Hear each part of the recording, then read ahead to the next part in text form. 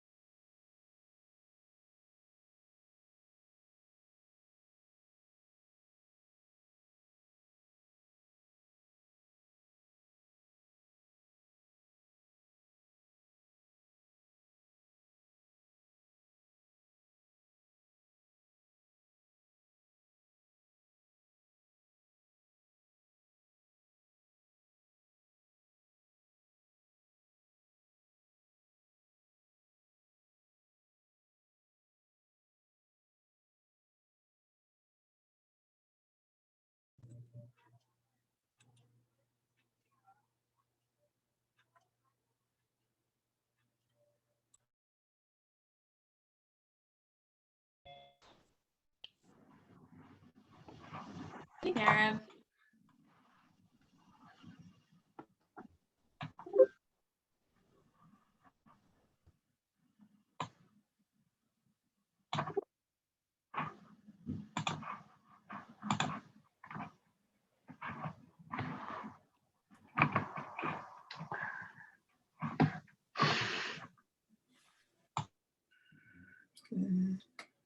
Megan, Karen. Who are we looking for? Samantha, Sarah, Kathy, and Melissa.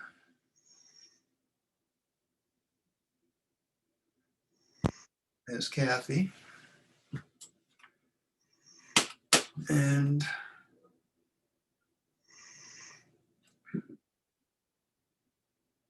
there's Melissa.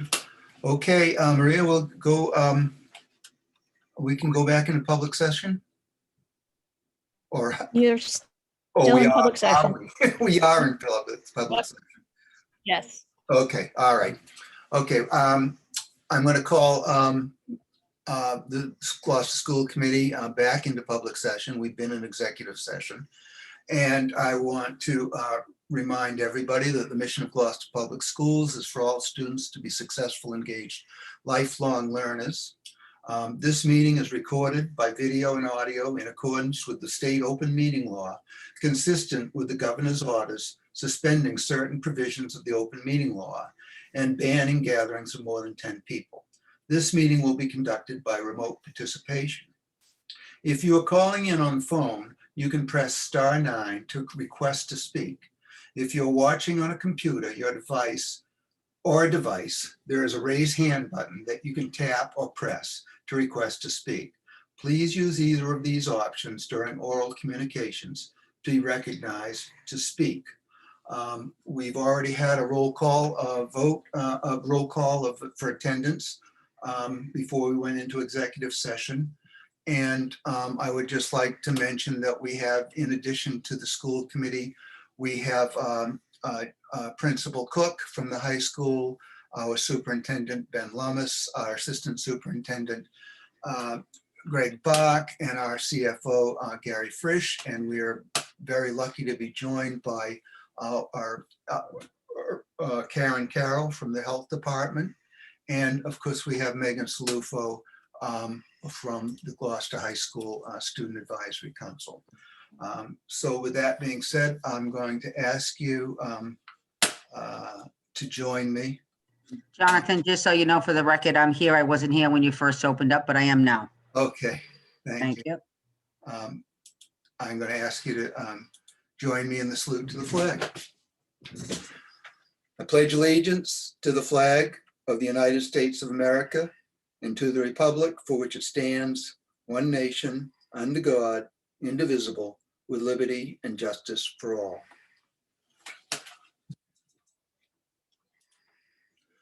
Okay. The next order of business is oral communications.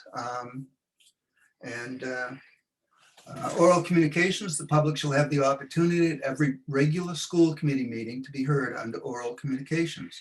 Oral communications shall allow any resident who has a request or complaint of any nature relative to the school committee business to appear before the school committee, state their problems without debate, and the matter will be referred to the proper subcommittee.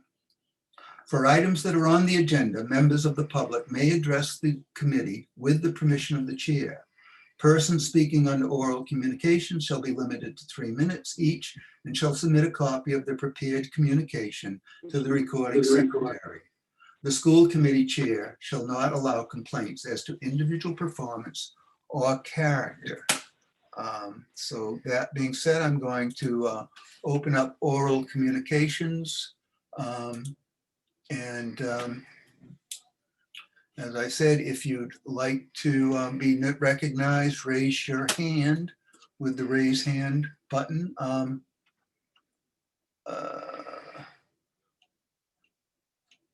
And we have a lot of people here. I will just mention that we have 86 attendees.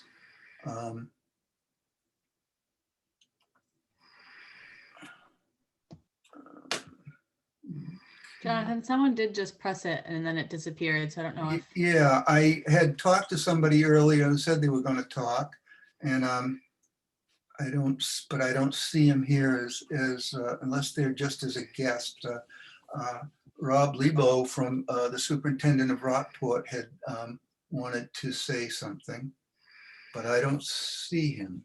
I've seen it 3 times that somebody has tried to raise their hand and then it disappears right away. Oh, yeah, right up at the That's top. Superintendent Lebo, I'm not sure if he does want to speak, but No, he contacted me earlier and oh, here he is. Okay, Rob. Well,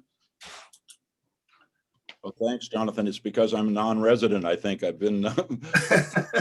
I I just wanted to take a minute in the difficult times that we've all had for the past year and give some recognition to 2 folks that really reached out and helped out the Rockport Public Schools in the last couple of weeks. Mayor Thakin and Jamie Marjota reached out and said, do you have any names that we might be able to get scheduled for vaccination appointments? We have some extras. Send me 10 names. So you might recognize whose voice that would be. So we sent 10 names. And then we got 5 more. That's it. We're being shut off. Baker's coming around the corner. We're being shut off. So we got 5 more. 75 names later, we were able to get about half of our staff vaccinated with the help of those 2 individuals. And, you know, regardless of all the trials and tribulations that, you know, we go through between schools and between communities, that was so heartwarming to have that outreach and be able to get us actually in a position where we're going to be able to open up, you know, just like you're struggling with those same issues, because it was a huge thing to get our folks vaccinated. And we now have all but about 2 staff members vaccinated. And I just want to say, appreciation from Rockport to Gloucester, and enjoy your meeting. And thank you very much for letting me join tonight. I know it's against the protocols, but I really appreciate it very much. Okay, thank you, Rob. Thank you. Okay, is there anybody else who'd like to speak under oral communications? Okay. Seeing none, I'm going to close oral communications and we'll move on to our next item, which is recognition. So is there anybody on the school committee who would like to recognize somebody? Joel? Thanks. 2 things. I want to be as careful as I can to make sure we don't run afoul of any ethical lines.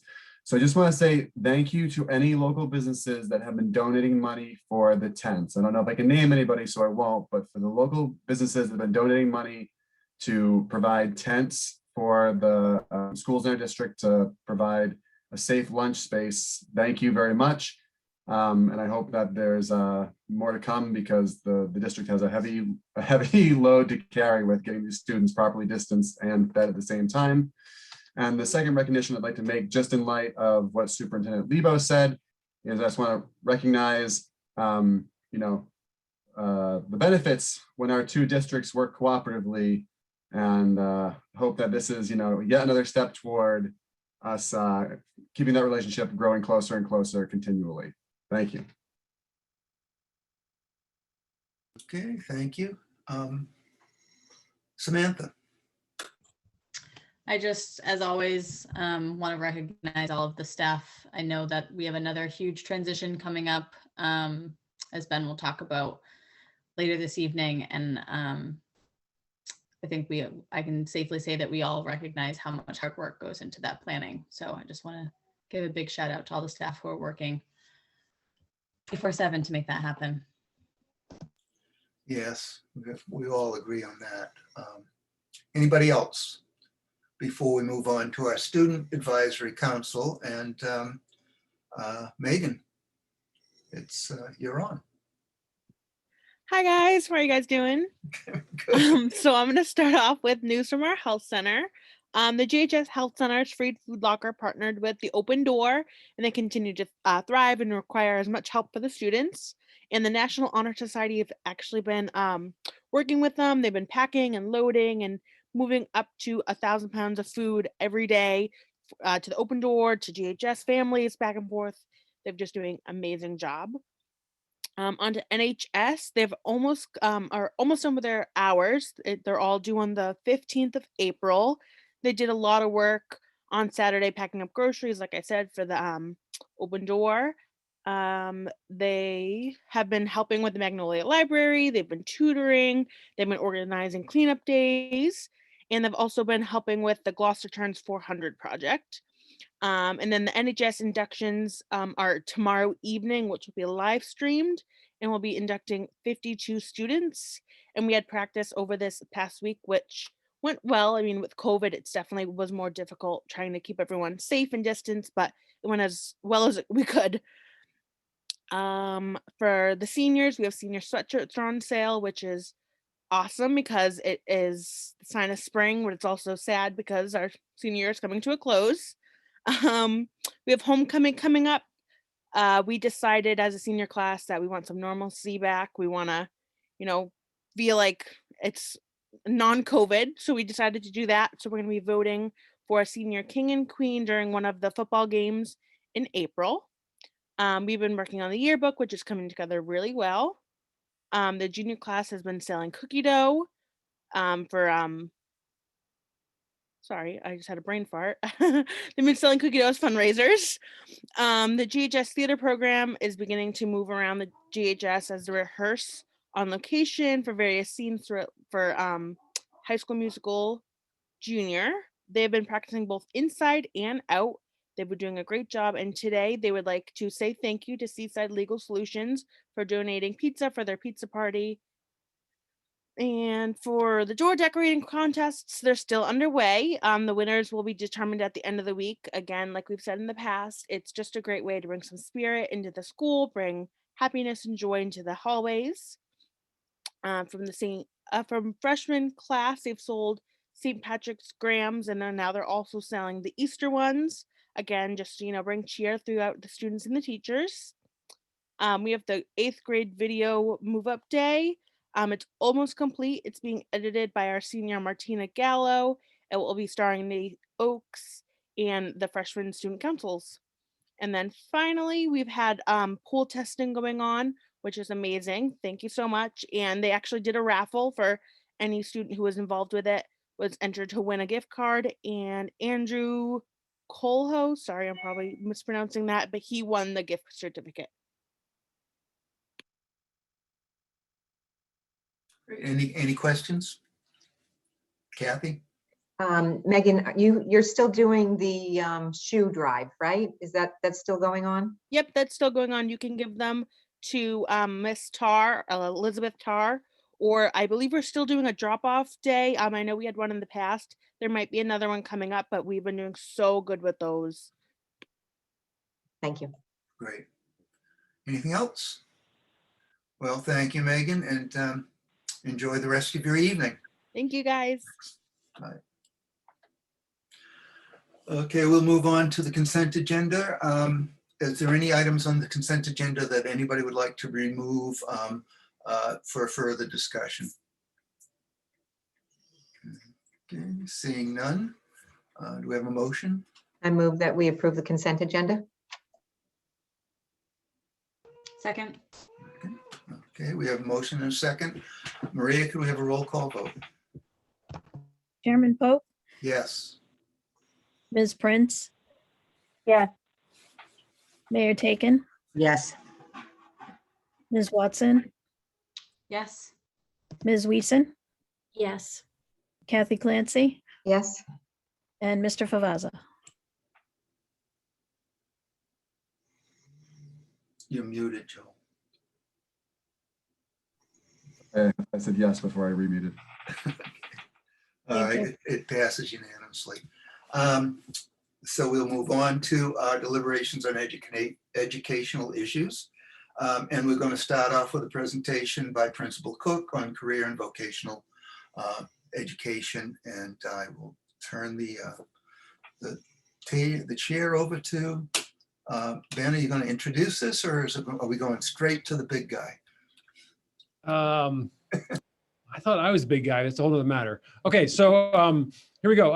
So let me share my screen because then Principal Cook will have a presentation. Just want to give folks a a preview on what's to come tonight, because we have a great audience, great, viewership and audience of community members out there. So you'll see I changed this slide for the first time in a while, because tonight we'll have a focus in large part on returning to our regular school day, which is this whole year has been a big deal. Okay. And this is yet another step in the big deal of this year. And so we'll provide an update on how we're going to do that and timeline and all sorts of things. Before we get there, though, as Chairman Pope said, we're going to get a great update in terms of our school learning updates from Principal Cook about GHS career, vocational, and technical education, about how that's going and how it could be strengthened. We'll get a COVID update from myself and Karen Carroll, and then we'll have the presentation of returning to our school day, and then ultimately later tonight will be an update on the building, the progress of the building project, East Gloucester and Veterans. So a lot to do tonight. So we'll try to stay focused, and I'll hand it off to Principal Cook, and he'll lead us from here. Thank you, Ben. And Ben, okay, the slides are in here, so that's good. I did want to say that Megan had, there's the question from Kathy Clancy about the shoe drop-off, the event. Folks can drop off shoes at the high school this Saturday from 8 to 12 outside here at the high school. So it's Saturday the 27th from 8 to 12 right here at GHS. Hopefully we get some good weather and spring's here and do some fundraising. All right. So I did a quick version, kind of the elevator pitch version of this a couple weeks back.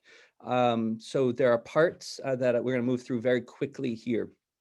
I did want to present the committee and also the folks at home with a sense of what we did between the beginning of the pandemic and getting ourselves ready to have a fully functional vocational program in the fall earlier this year. So this slide talks about how we continued with the parent outreach and the open house, all in modified forms, and the remote application process that we quickly transitioned from paper to online, and we got just a tremendous number of applications that allowed us to really get into making choices with some full level 1 courses. The freshmen coming in, we were able to meet all those seats.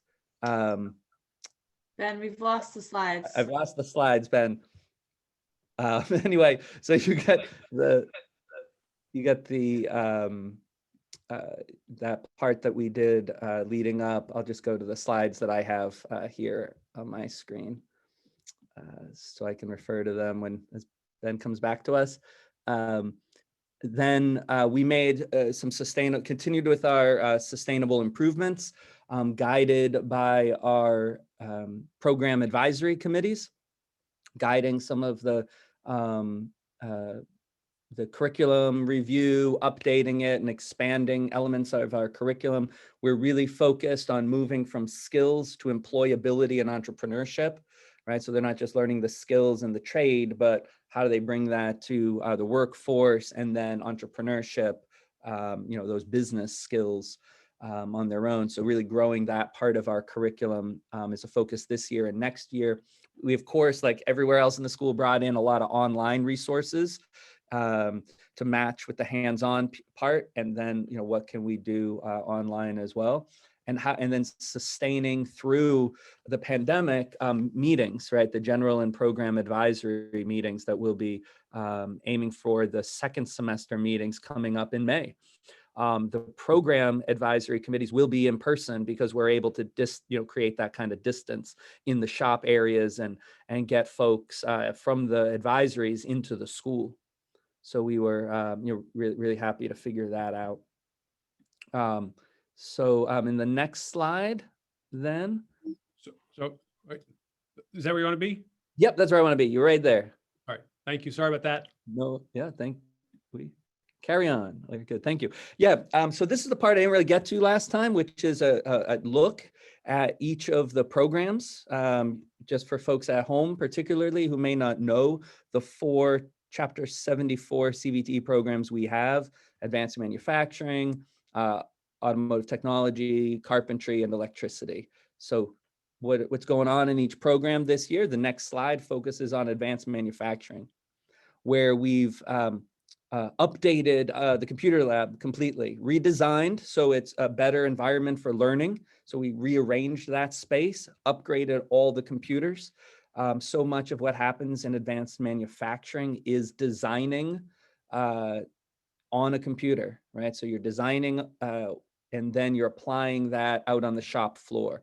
And so we have both parts of that going now. Upgraded the equipment on the shop floor with a capital grant 2 years ago in 3 years FY18 budget. And then last year into this year, upgrading the computer lab to match that. We also used our Chapter 74 grant funds to update the tooling for the milling machine and lathes, again, to bring some of the tooling equipment to be as, as good, as high quality as the machines. As maintenance of the machines, as we've had them for a few years mixed in there, because we got to keep up with that. And then finally, this cloud-based instructional technology.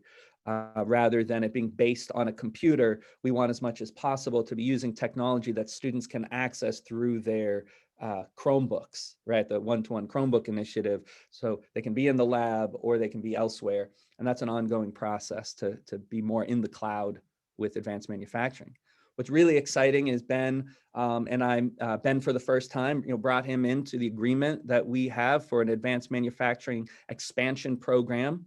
Where for recent Cape Ann graduates and other adults, we have this summer program through a General Electric Foundation grant to have these folks gain certifications in the area of advanced manufacturing, while those folks help us with some equipment and also with some outreach. One of the exciting things we're talking about is working with the foundation grant on expanding, really helping people understand what's exciting about advanced manufacturing. It's hard to picture. It's not like carpentry or auto where you know what it looks like. So these folks have some expertise in that area that we're tapping into, and Ben got to be in on his first meeting with those folks. So in the next slide, you get to see what the new lab looks like. And you also get to see, one of the things that, the students apply using the lab and then the computer lab and then on the shop floor get to produce. All right, auto.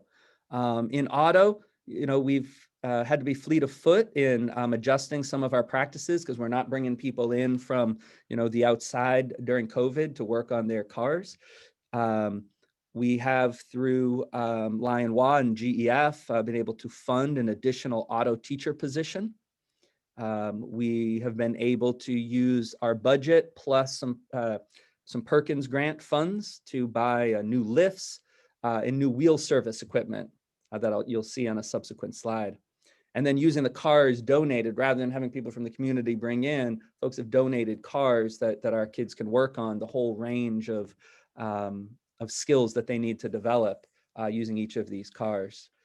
So on the next slide, just get to see a peek in the next slide at what the lifts look like. The lift's in action there with a tire changing project where students use the road force tire balance.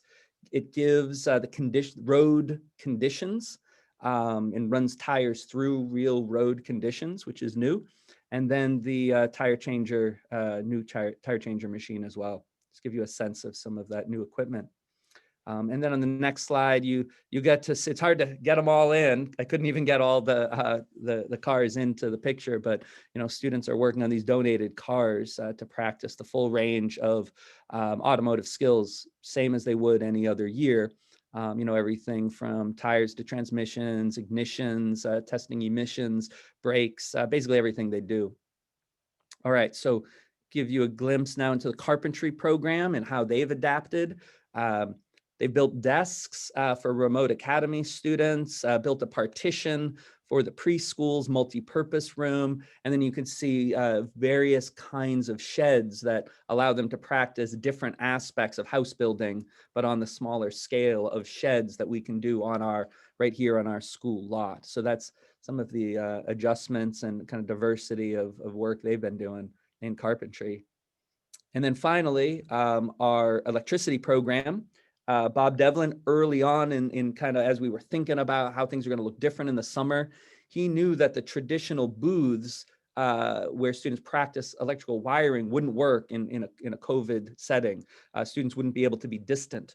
So he developed these mobile boards that students could use and move to be distant inside the spaces that we have. And then they could get stored away. These boards are going to be now useful, not just during COVID, but moving forward for other projects going forward, so students can move into the teaching space with the boards. So it allows a lot of flexibility, but that's the kind of innovation that has come up out of necessity. Next year, we're now getting back on track to do something we would hope to do this year that we will be doing next year, which is a joint CVTE project to have solar panels that near the auto area, outside of the auto area. And it's a project of all 4 programs doing different aspects of this. So we'll be working closely with the DPW to get these solar panels project in place for next year. Bob's really excited. Bob Devlin's really excited about that project going forward. So the next slide, you get to look at some of the numbers that we have, and you'll see that we've had, if without COVID, we would have had a modest increase in students this year, despite the limits on our recruiting efforts in the spring, doing the digital recruiting. We would have had 25 students in our advanced manufacturing program, but 5, for various reasons, had decided that they needed to be remote. In auto, we would have had 36 students, which was a slight decline, again, based on, the being hampered in the spring and so on. 3 in the auto program went remote this year and could return to the program. Again, carpentry, 27 students, 4 of whom went remote, chose to be remote this year and could return. And then 24 originally in electricity, with 2 going remote. So in total, 212 students were kind of signed up to be in the CVTE programs, with 14 needing to be remote this year who could return to the program. So we're hoping to get kids back, next year when they don't need to be remote, and then expand that through our not totally regular, but more usual O'Malley outreach this spring. We've got lined up in the next coming weeks. You heard Megan talk about the kind of videos we're creating for the middle school. That includes vocational outreach as well, special attention to the vocational outreach, and then a special session for the vocational students. So that's the that's where we are for enrollment right now. All right, what's coming to end the year? So again, the electronic applications for grade 9 and 10 students who want to come into a program, CVT program internally within the school. The video shared with 8th grade students and families. CVTE event for 8th grade students and families who are particularly interested in CVTE programs. So there's the broad outreach, and then there's the more focused outreach to families. We got general and program advisory meetings coming up in the middle of May, which is really exciting. Again, the program advisory meetings will be able to be in person, which is great. We are adding some elective opportunities for our non-Chapter 74 11th and 12th grade students. So because one of the effects of COVID is we don't have quite as many students, because of the students needing to be remote, we won't have quite as many students as usual in a level 3 and level 4 course. So we want to get some non-Chapter 74 kids into the shops, those blocks.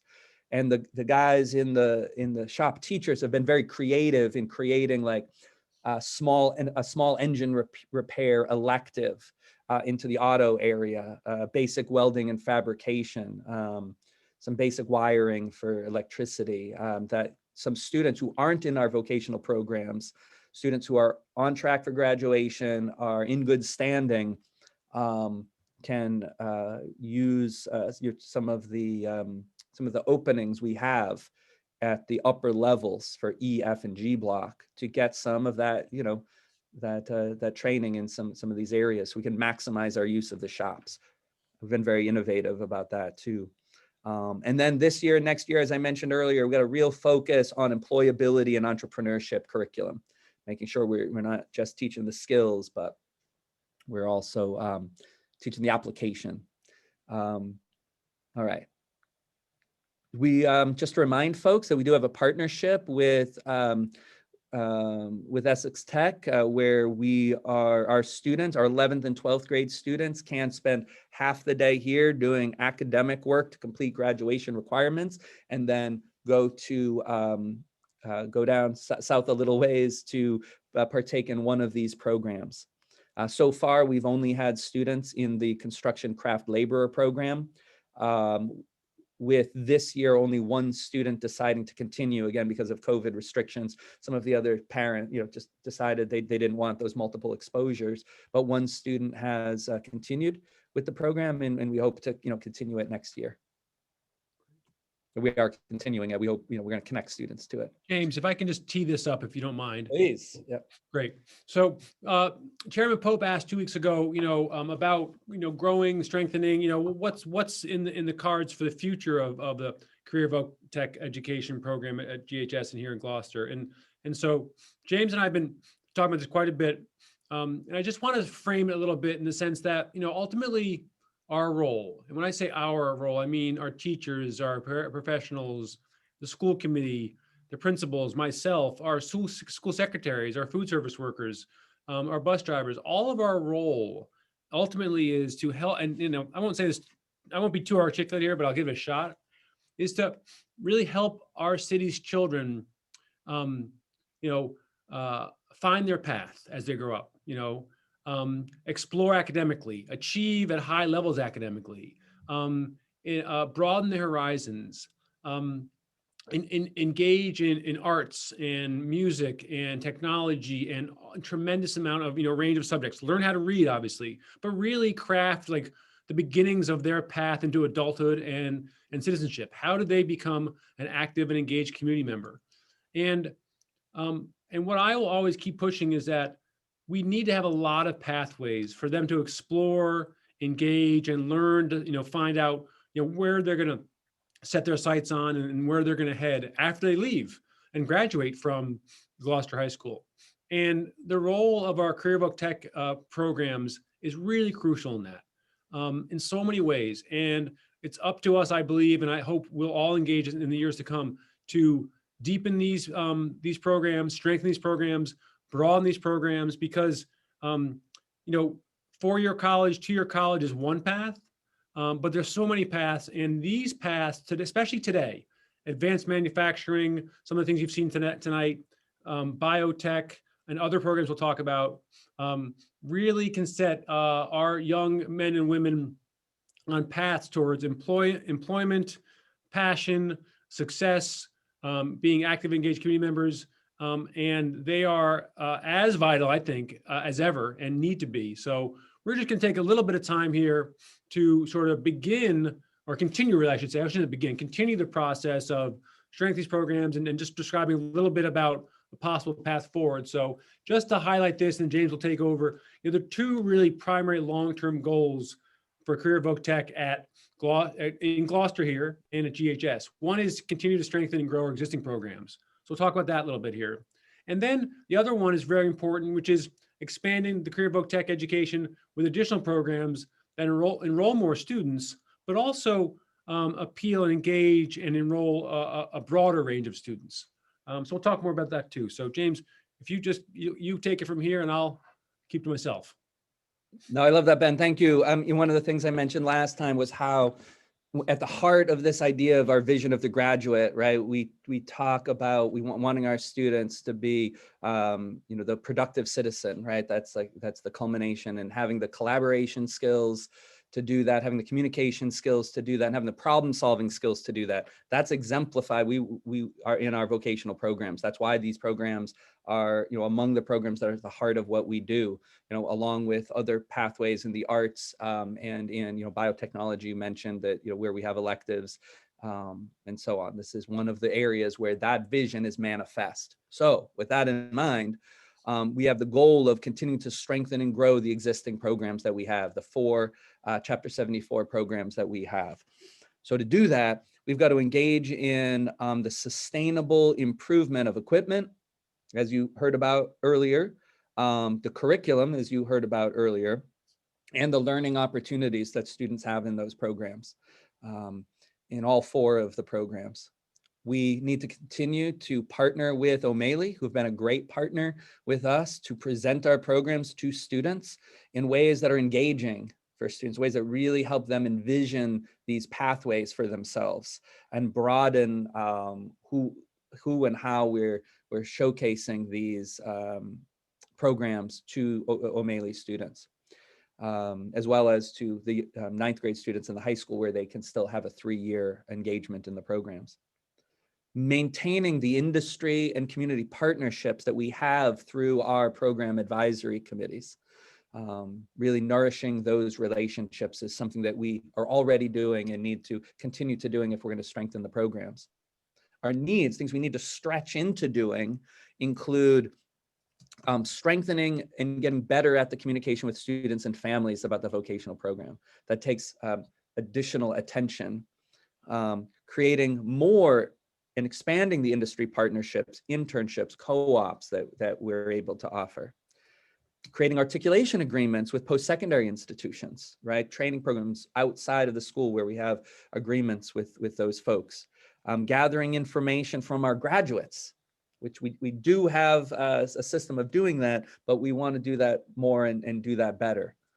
Communicating with the graduates and what their experiences are. And then to do all of this, we've got to maximize all the funding sources that can support each of these goals, these ongoing goals. So that's the continuing to strengthen what we're doing. Then there's the idea that Ben mentioned about expanding our CVTE offerings with additional programs that can enroll more students and enroll students that we're not reaching at this time. Right? And we have to do that strategically.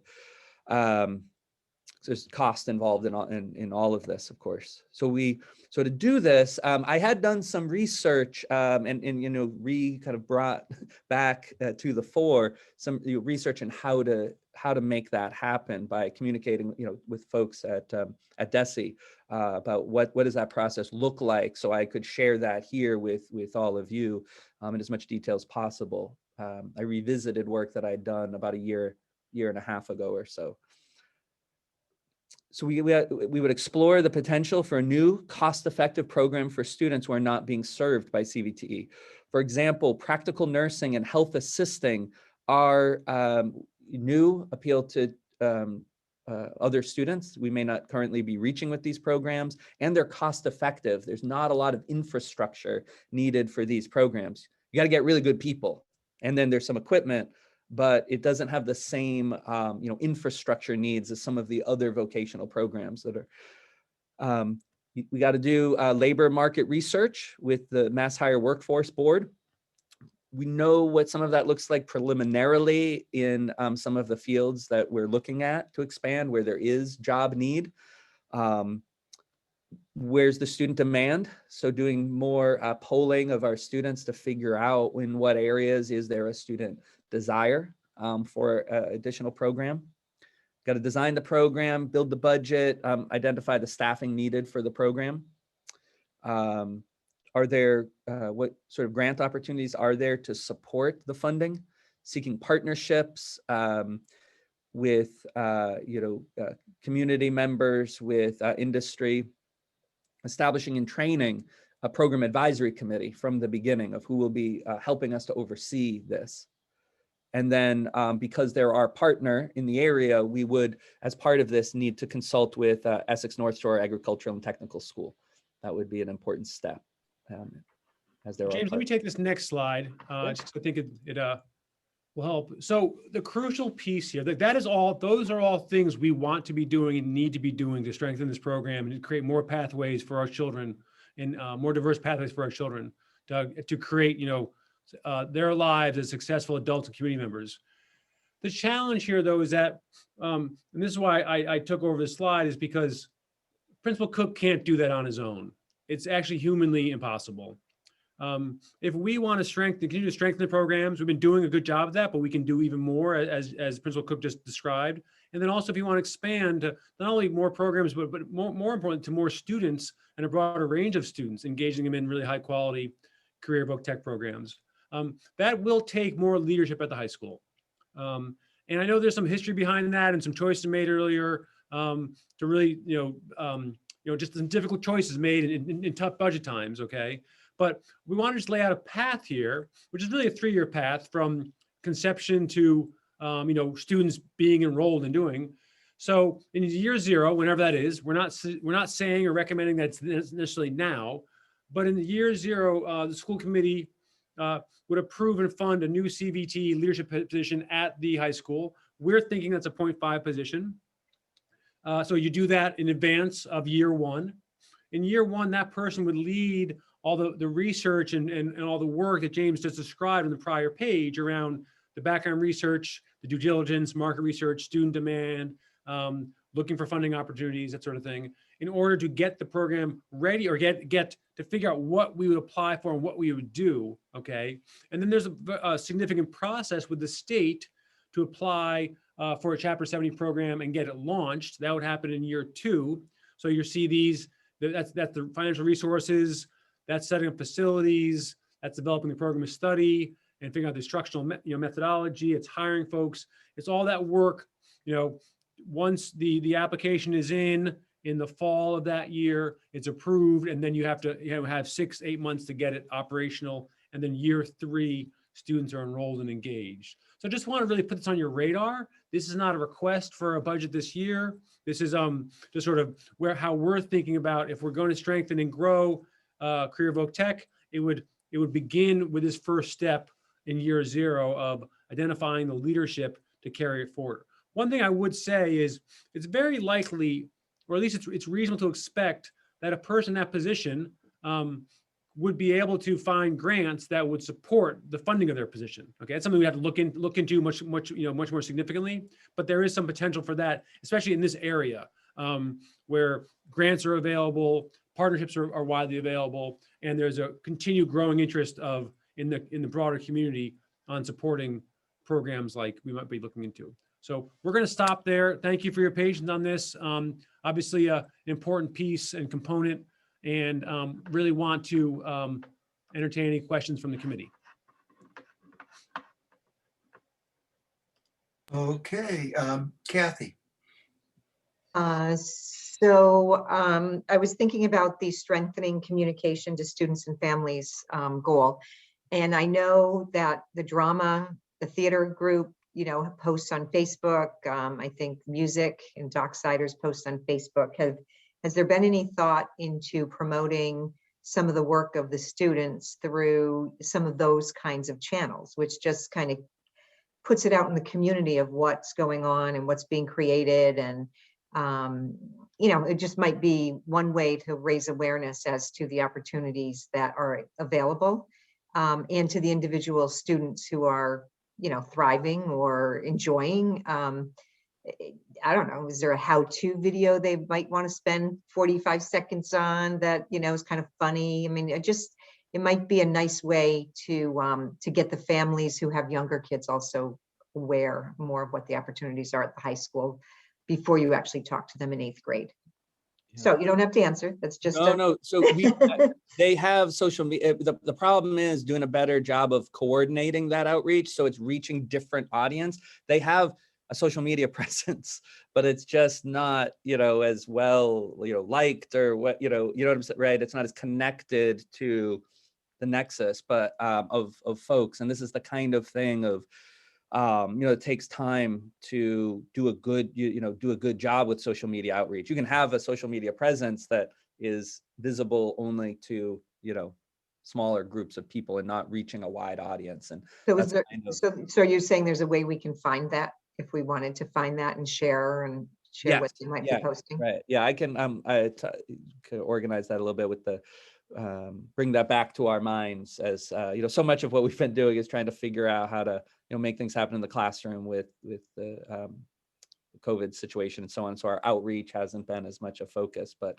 I will check in with the 4 programs and where they are with their social media and at least get it shared with you folks. Yeah, that'd be great. Thank you. Melissa? Thank you. And I'm going to start like I do every year when James gives his presentation and say thank you so much for your enthusiasm to this program. From day one, it's been obvious that you truly care about the vocational programs. And I think over the years, it's never really been a priority, but I truly appreciate your efforts and all that you're doing to grow this program because it's finally happening as it appears tonight through your presentation. So I appreciate that. I emailed you a question earlier, and I'm just going to ask it publicly because I think it's a good question.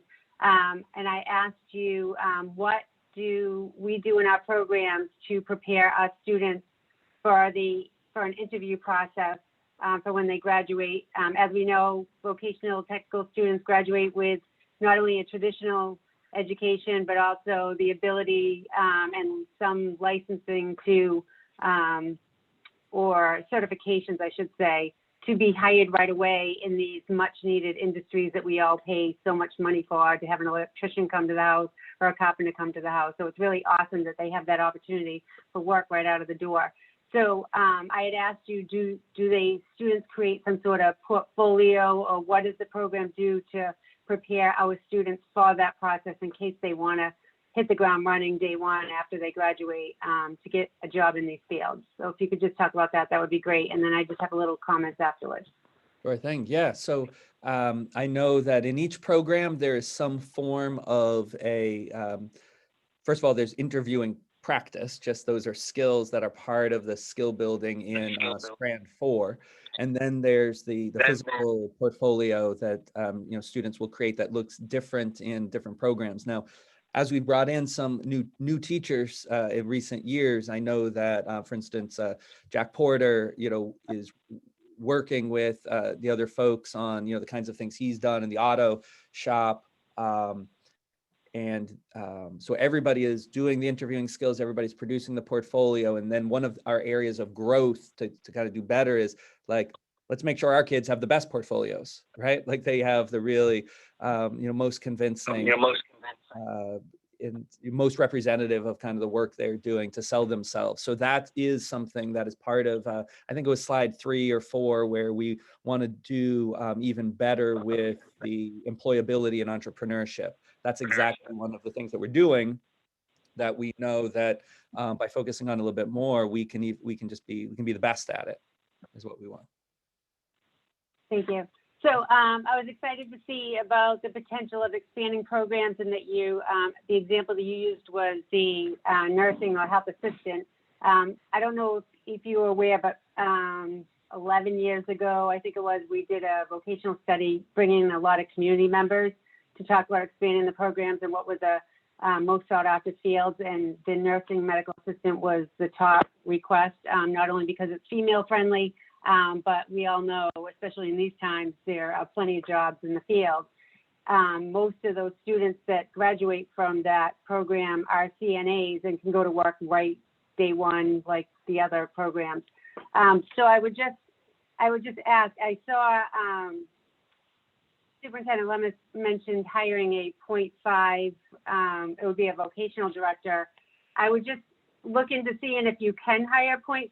My understanding of the law is when it goes to 5 programs, you might have to have a full-time director. I'm not sure on that. Working with Essex Tech will give you tons of advice. And also you would need to work with Essex Tech because, as you know, in our agreement with them, we are limited on what programs that we can be competitive with them. So I think partnering with them first would be a great way to get that program up and going in Gloucester, if that's the route that we want to go. That way they're aware of what we're doing and the need for a program here that could actually turn into an adult program at nighttime, because we all know many are seeking those types of services at night. So just a huge kudos to you and to Ben for promoting these programs. It's very exciting to me. I love hearing about this field. I love the kids that get involved in it. And to Kathy's point, just know that Jack Porter is very active on Facebook with his automotive shop. I'm friends with him, so I see it personally, and I try to share if he shares. But there's a little bit out there, but it would be great to see our Gloucester Schools or Facebook page or the school committee Facebook page promote this programs a little bit better because they're so awesome. So just a huge thank you. Appreciate it. Thank you. Laura? Thank you. Hi, James. Thank you for this. I just have a quick question. You had referenced that there's a little extra space for electives because of remote kids being remote in the coming year. And I was just a little bit confused by that. It's about this, Laura, it's about the students not advanced. So because some students have been remote this year, they won't be moved to any level 2 students who are remote this year, right? Won't be, they didn't finish their second year, so they won't be able to advance to level 3. Okay. And our level 3 and 4 students have 3 blocks in the afternoon, all next to each other. So essentially they're in the shop, they're in the school half the day and in the shop half the day, essentially. And we won't have as many of those students in the 3s and the 4s because students were remote this year and won't be advancing. Oh, great. That's the reason for some additional space in the 3s and the 4s. Great. Thank you. Sure. Yeah, sorry if I was Joel? confusing earlier. Oh, sorry. Joel? Thanks. I have just a couple questions. The first one is to piggyback on what Kathy said. I think she's absolutely right. I think that the CVTE program really lends itself to social media because they're actually making and fixing tangible things that are easy to photograph and people relate to these things that they're doing, right? So I think it would be great if it could be a little more cohesive. And I'm wondering if there's any synergy to be had with, DECA type programs, DECA type coursework. If there was other students in the school, who say, okay, listen, as part of your whatever class you're taking is going to be, this social media marketing component, and you're going to go down to the shop wing on Tuesdays and Thursdays and take some photographs and talk to some kids for 5 minutes and post about it, right? I'm wondering if there's a way to, the same way I always try to advocate to have the carpentry shop build whatever can be built at the high school, is there a way to have other parts of the high school help them out? Yeah, thank you, Joel. That's, I think there's definitely some potential with the social media market and, like you say, with our marketing courses that we have here and how can they help with the marketing of the CVTE programs, especially as you said, that they are so visual. I have so many photos, as you saw, just a fraction of the pictures that I'm, often taking. And as, Melissa said, Jack is often sharing, with the auto program and finding maximizing our students to do that work and also finding more of a reach is, I think, where we need to go. Sure. And so my other question is, oftentimes, and I apologize if there's screaming kids in the background, you can hear it, but oftentimes, and even tonight was spoken about, CVTE being an alternative path outside of 2 and 4 year college paths. And I agree that it certainly is, but would you also agree that it can be, part of that path? And the 2 examples I'll give is, one, the obligation for us to produce, well-rounded individuals. You don't have to become an electrician to know how a circuit breaker works, or why grounding an outlet for fire safety is important, or why a car battery, even though it's low voltage, can stop your heart because the amperage, et cetera. And the other example I'll give is we actually have a recent GHS grad. She's at an Ivy League college now, and everyone there is took multiple AP courses and crushed the test, and they all graduate top of their class. A bunch of tryhards, right? It's an Ivy League school.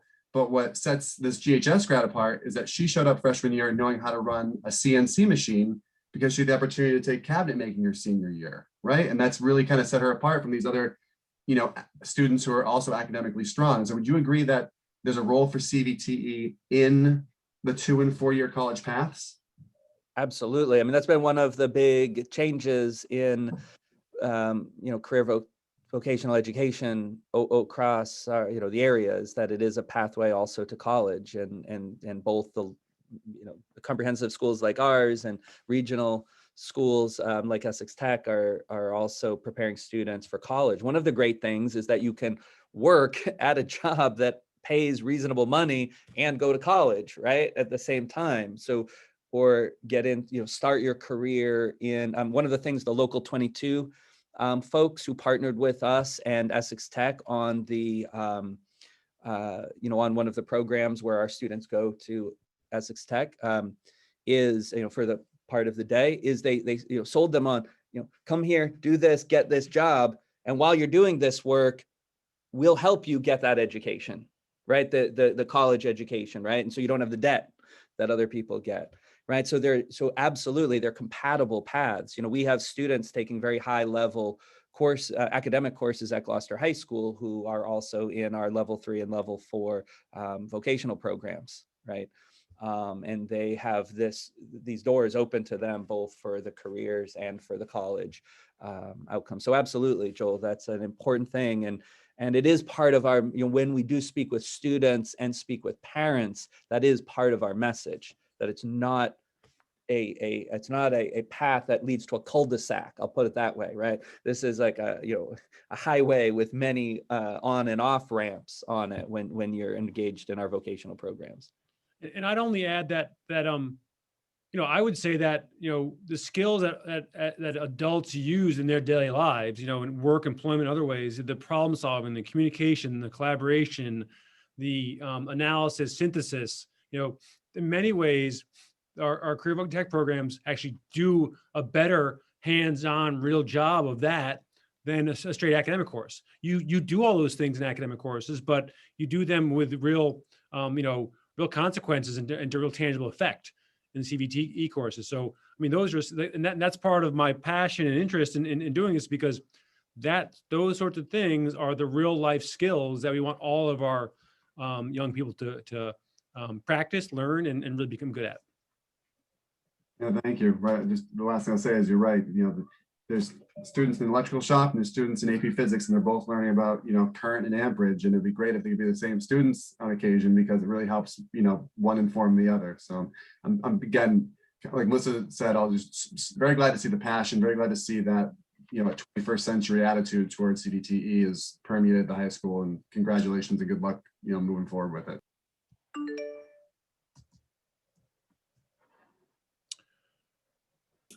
Any other questions? Well, thank you, James, and good luck. And we'll have to have discussions down the road about getting started on that next phase. Yeah, thank you. Thank you for the opportunity tonight to do such a comprehensive presentation and for the feedback. I really appreciate. Got some good notes here, so I appreciate everybody's input. Okay, thank you very much. Ben, you want to move it along, I guess? Move it along. So let me present. So I'll do a couple quick updates, and then we'll get Karen Carroll up here. So again, the returning to the regular school days. Let's jump into that. 1 second here. Things are shifting with us, but our primary objective stays the same: safe, educate as many students as possible. That number is going to grow some as we go back to the regular school day, but not as much as maybe people think. But the way the day goes, the length of the day, and a number of things that we'll talk about will shift. I do want to point out, as I get into the COVID update, I want to pause for a moment and just share with you a few comments. We surveyed, and you'll hear more about this, K-8 staff and families this past week, and had an open response, basically, any comments or concerns. And that's always a little dicey in any organization, but also a public organization like schools. But these are just copied and pasted, like literally the first answers that came in. We had 800 people do the K-5 one, and about 160 of them gave open comments, and there was a real gamut of them, but the vast majority, I would say 70–80% or more, were things like you see here, where folks just thanking our staff, thanking our teachers, proud to be part of Gloucester Public Schools, also expressing concern about changes that may happen to the school day and the timing. Concerns about lunch is, really, important ones that I'll respond to tonight in many ways and we've been working on, but just generally, and this is, again, I have a whole list of them here, but just unabashed just appreciation for the tremendous work our folks have been doing this year. And it really brought, Greg Bach and I were the first one to see them. And Greg is a pretty stoic guy. I'm a little less stoic, but really just warmed our, we got chills, and we share them with the principals and others. And I'm always wary to make public comments, public because they may have identifying information, but these are just things I wanted to share. And just make sure the community knows about it.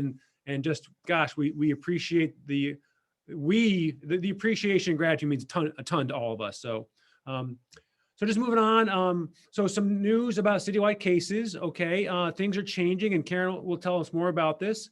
You can see there's been a recent uptick over the last 2 weeks. We go up and down all the time. We are now 70 active cases as of today in the city. Karen will explain more about that than I will. In our schools, a couple of interesting things are going on. So first of all, 19 new cases since 2 weeks ago. A higher number than typical, but not alarming in the sense.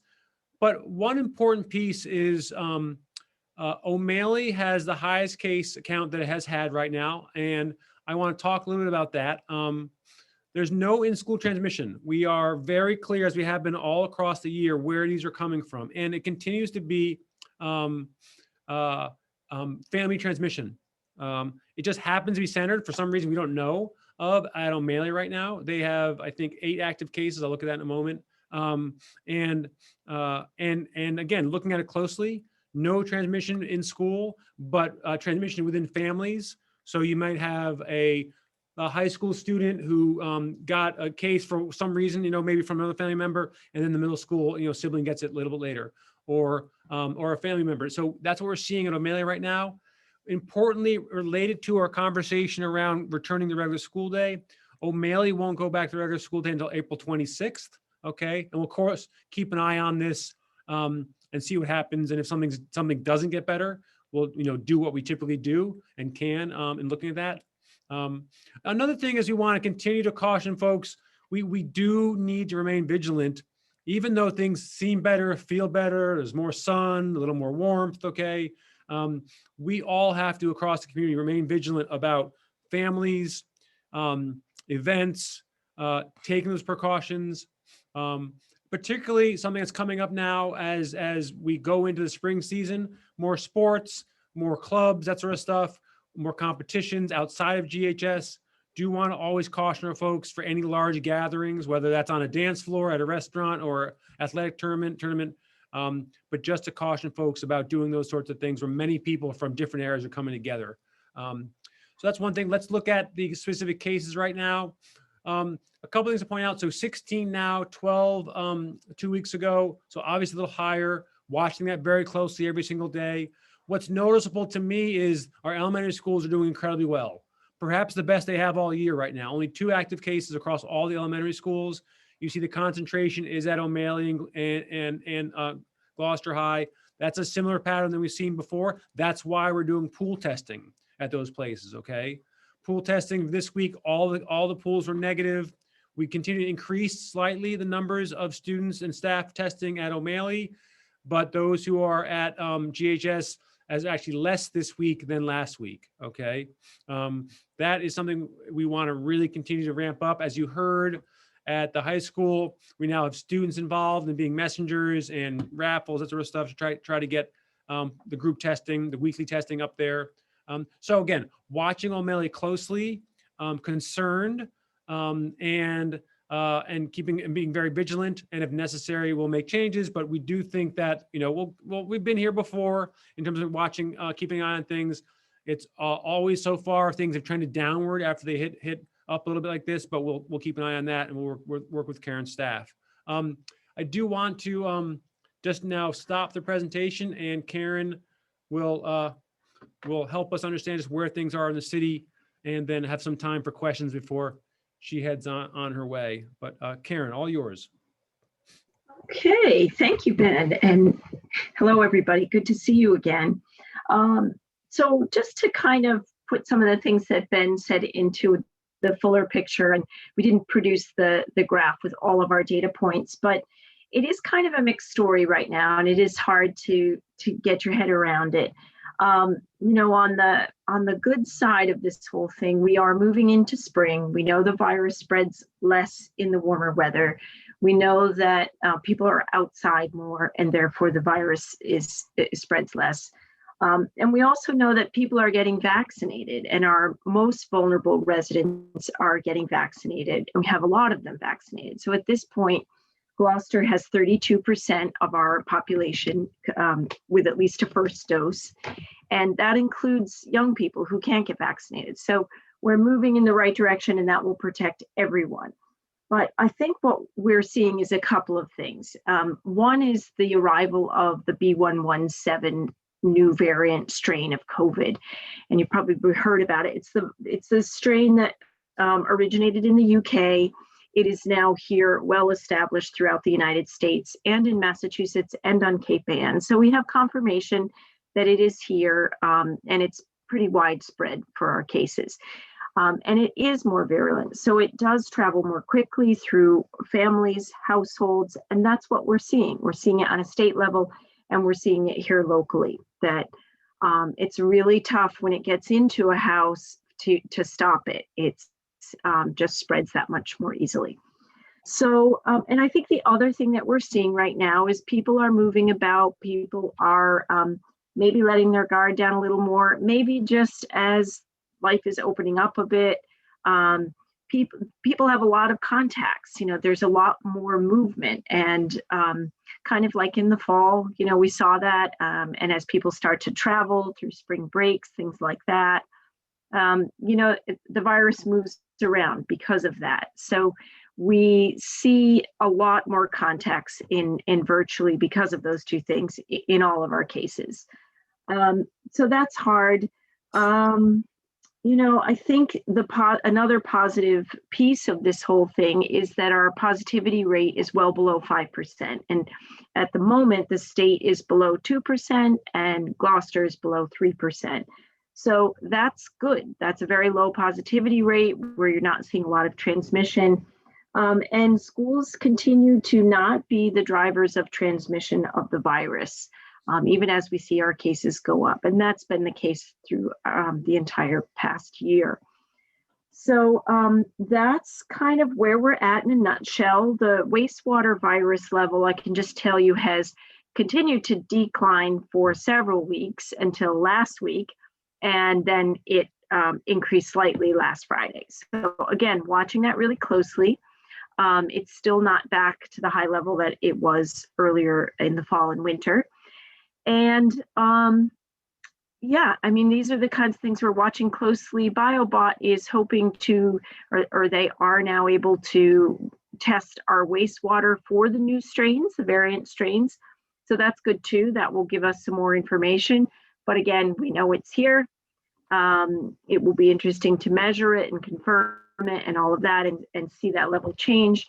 But it won't change what we do or how our public health response should be. So I think Ben said it well when he said we kind of need to keep on with our public health measures and keep wearing our masks and social distancing until we get more of the folks vaccinated in our communities.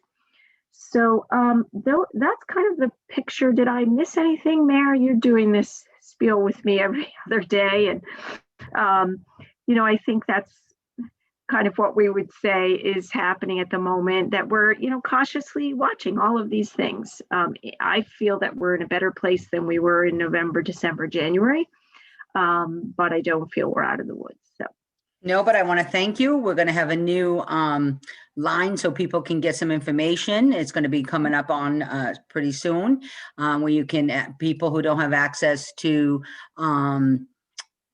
technology will need help. Instead of the 211, we'll be able to call a Gloucester line, and we'll be able to talk to someone, and some of the questions and concerns and some of the other things. It's not screeners, it's not the Board of Health. It's just like a helpline to, what can I do for you? How can I help you? Do we need to schedule an appointment? Do you need to, you know, need some help? Do you need a ride? Do you need someone homebound? Because that's what right now what we're getting is people, how do we get the homebound vaccinated? And that's what we're doing. And we're trying the best we can. You know, if we got the vaccine, you know what, I think we'd be a powerhouse. I mean, we got the refrigerator for it. We got everything else in the staff, and they're doing great in the place. And you know what, I'm thankful for the Elks, but we'll get there. And I want to give a shout out. They don't want the names, but we have, he already mentioned myself and Jamie, but we have COVID angels. There's COVID vaccine finders, but there's COVID angels. And we have a lot of angels in Gloucester, and a lot of them going to volunteer on the helpline. But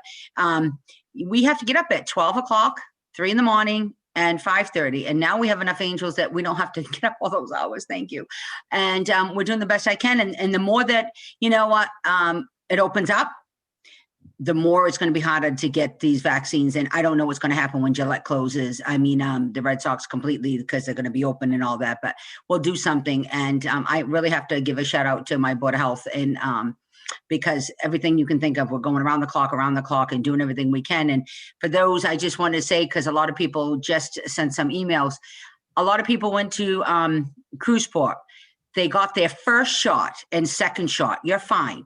People thinking, oh, is something wrong with that vaccine? No, that's the Pfizer one. Some people, when they have extra shots and people don't show up, anyone can get one. And there was a few people at different places, different clinics, Manchester, Rockport, Ipswich, all around. There's no vaccine for the second shot.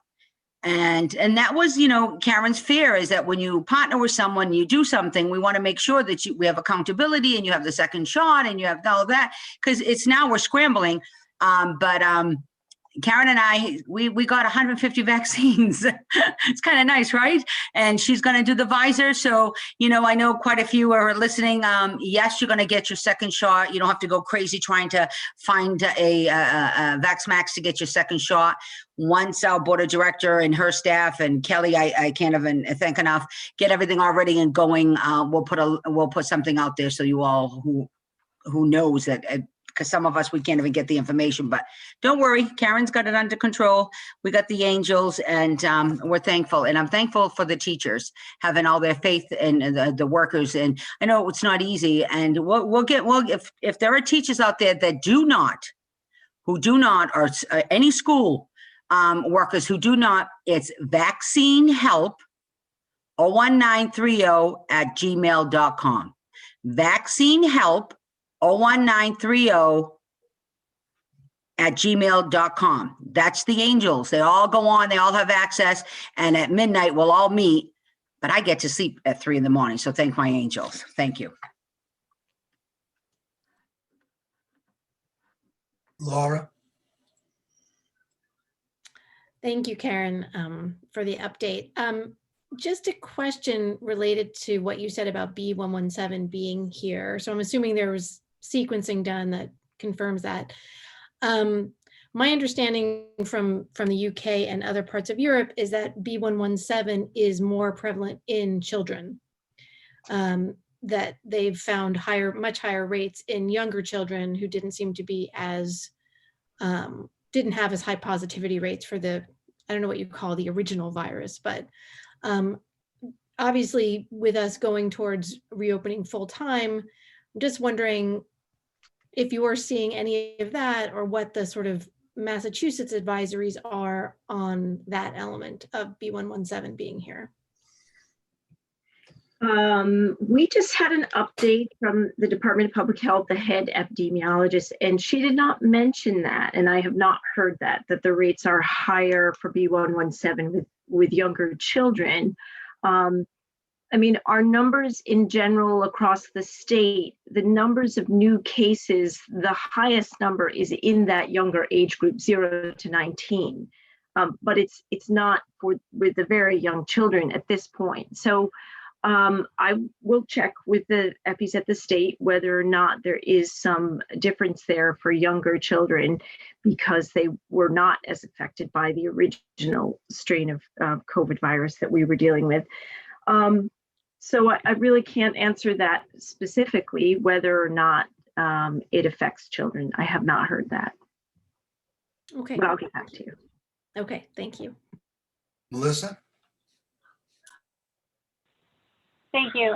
Along those lines, Karen, first of all, thank you for coming to our meetings. We appreciate having a public health expert at our access whenever we get that opportunity.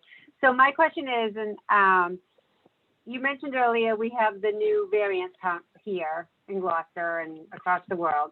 And going back into school full time is coming pretty quickly.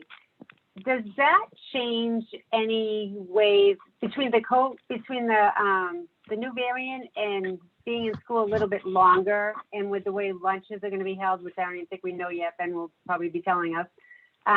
Does the way we view contact tracing change, or the rules change as far as 6 feet, 15 minutes with a mask, without a mask? Like, I can't even keep up with the rules anymore because they change daily. So will our contact tracing methods and requirements change because of what's coming at us with the variants and then being in school longer? I guess is my question. No, is the short answer. Nothing will change there in terms of the requirements of an exposure. So if someone's positive, they'll need to be in isolation for 10 days. If someone's determined to be in close contact, so within 6 feet for 15 minutes or more over a 24-hour period, mask or no mask, they'll be defined as a close contact and they'll have to quarantine. You can't test out of it earlier. You can test, but you can't test out of it until day 5, and then you can test. And if you have a negative at day 5, you can come back to school on day 8. So that has not changed. And at this point, the state is saying it probably won't. The public health measures and the clinical advice for the B117 patient is the same. The only difference to it is to continue to remind the community that this variant is a little bit stronger than the last one. So you really have to continue with these precautions. But other than that, they're the same precautions, it's the same protocols, and the treatment is the same. The clinical process is the same. So they initially were letting us know when we had that variant, and now they don't even let us know because it's too widespread and there's no real need to. There's nothing we do differently. So in terms of more kids being in school, again, it's something that you'll have to watch. If the numbers spike in the community, we wouldn't expect that they'll spike any more in the schools in terms of transmission within the schools than we've seen. But if that changes and we see transmission in the schools, just maybe because the sheer numbers go up, or maybe because this virus does move more easily even in schools and work settings, then we will have to follow all the protocols we have in place of, 2 or more in a class or a bus or whatever it is. We would organize testing. The testing unit would come out. But, you have the pool testing going on as well. So that's great. You can see pretty quickly. You're getting a nice sort of sampling of your population, your higher risk to schools, and that's great. You're seeing weekly what's happening there, and so that's important. But same thing, if you hit any of those DESI thresholds as before, you would activate the mobile testing team, the whole 9 yards. Yeah. Thank you. I'm just knowing that April vacation is coming quickly to us, and parents are going on vacation, staff going on vacation, and rightfully so, whether you're vaccinated or just feeling more confident because the weather's better. It just seems like that's bringing a lot more exposure to different variants. If they're not the variant's not in Gloucester, it could be coming to Gloucester just through traveling. So I appreciate that answer, and fingers crossed that this will go down. Yeah, the variant, the B117 is well and truly here. The other two are not as much, but there are cases in Massachusetts of both of the other two variants. And when they start, if they start taking hold, it will be a very different story. They're a different virus, of a lot more concern. So at this point, we have not seen them sort of take hold and spread in anywhere in the States, really, in any sort of significant way, like we've seen the B117. So if you have to have one of the variants spreading, this is the one. But if, if we start to see more of that, then it will be very different, what we're advised and how that's handled. Thank you. I appreciate it. Any other questions? No, but I still want to give a shout off. Ben's very lucky. I have Karen, but he has Jeff Paco. Okay. Besides having Karen, I think a little bit too much. You have Jeff. We have to give a really good shout out. We're very lucky. We have wonderful nurses in our schools. We're very lucky. They stop it right away. They know what to do, how to do it. And with the pool testing and everything else. But let me tell you something. Jeff has gone beyond, because we talk all the time, and Ben and everything else, what we can and cannot do. We're very lucky on both school side, city side. We've got people who are so dedicated, teachers and all. We're lucky. And that's why probably the governor came down and went, yay. But let me tell you something. We have very good community here that we take care of one another. And it is this little cluster that we call, because everyone knows who has what in this town. And, oh yeah, that family, that, or that, whatever, we all know. And then I'll say, Karen, and they'll say, well, we'll call them. We got the screening. And I have to just remind people that rapid testing that you do, and it's not a PCR, please, even if it says negative, don't go anywhere until you get your PCR. People are still thinking they're negative, and then 3 or 4 days. If you have concerns, there's the emails, there's, anything you want, reach out through the emails or website or whatever, because the fact is people think, oh, well, I'm just going to go get a rapid test and I'm negative. I can go, or I come back I go on vacation. I can go, please, because the rapid tests are not coming out correctly. They are not. And they'll tell you now when you're supposed to. And listen, we have great people who are screeners, and they know what to tell you, who to tell you, and who's close contact. Don't panic if you know a friend who has it, because you might not be a close contact. There's a whole different scenario. So if you don't know, you just reach out on the website or an email to anyone. We'll get you the information, and you can always go on mass.gov. They have everything there that you need to know. But please, those 15-minute rapid tests, look, they'll come back positive and you're not. They'll come back negative and you are. So please talk to your doctors, do the PCRs, or ask any teachers, ask the nurses in your schools, because they're great. Thank you. Well, as always, Karen, thank you for your time tonight. Thank you for everything you're doing to help our team. I can't appreciate you guys enough, and also your collaboration and leadership. So really, thank you so much. You're very welcome. Good night, everybody, and take care. Good night, Karen. Thank you. Thanks again. Great. So thanks. So folks, let me just now get into the meat of what folks want to do here. Let me just make sure this is going to, you see the presentation? Okay, great. Thank you. So just going to start with just a little background on what we've been doing to make sure both we're keeping people just up to date on that we're making progress, but also getting input as well. So the past 2 weeks, I've sent a couple email updates to families. We've done a transportation survey to all families, K-5 and 6-8 family surveys on start and end times, and also returning to in-person. We're done. And then also K-8 staff survey on start and end times. We'll give you some updates on those, and then email updates, ongoing updates from principals. So tonight, I want to be very clear. We are talking about K-8. We're not talking about high school. The state, while James Cook and his team are making preparations and doing all the work needed to do if we go there, there is no indication from the state yet that we'll have to, or that we need to go to full in person. They may do that, but we don't know. They're doing work there because you can't turn around on a dime and get that going. But tonight, just K-8. That's what we're focusing on. So,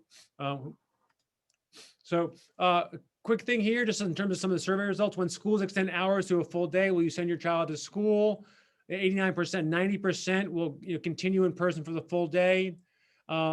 We have some folks, I'll talk numbers about, folks who are going to transfer from, this was K-5, sorry, who will transfer from the remote academy, either K-5 or 6-8 into school.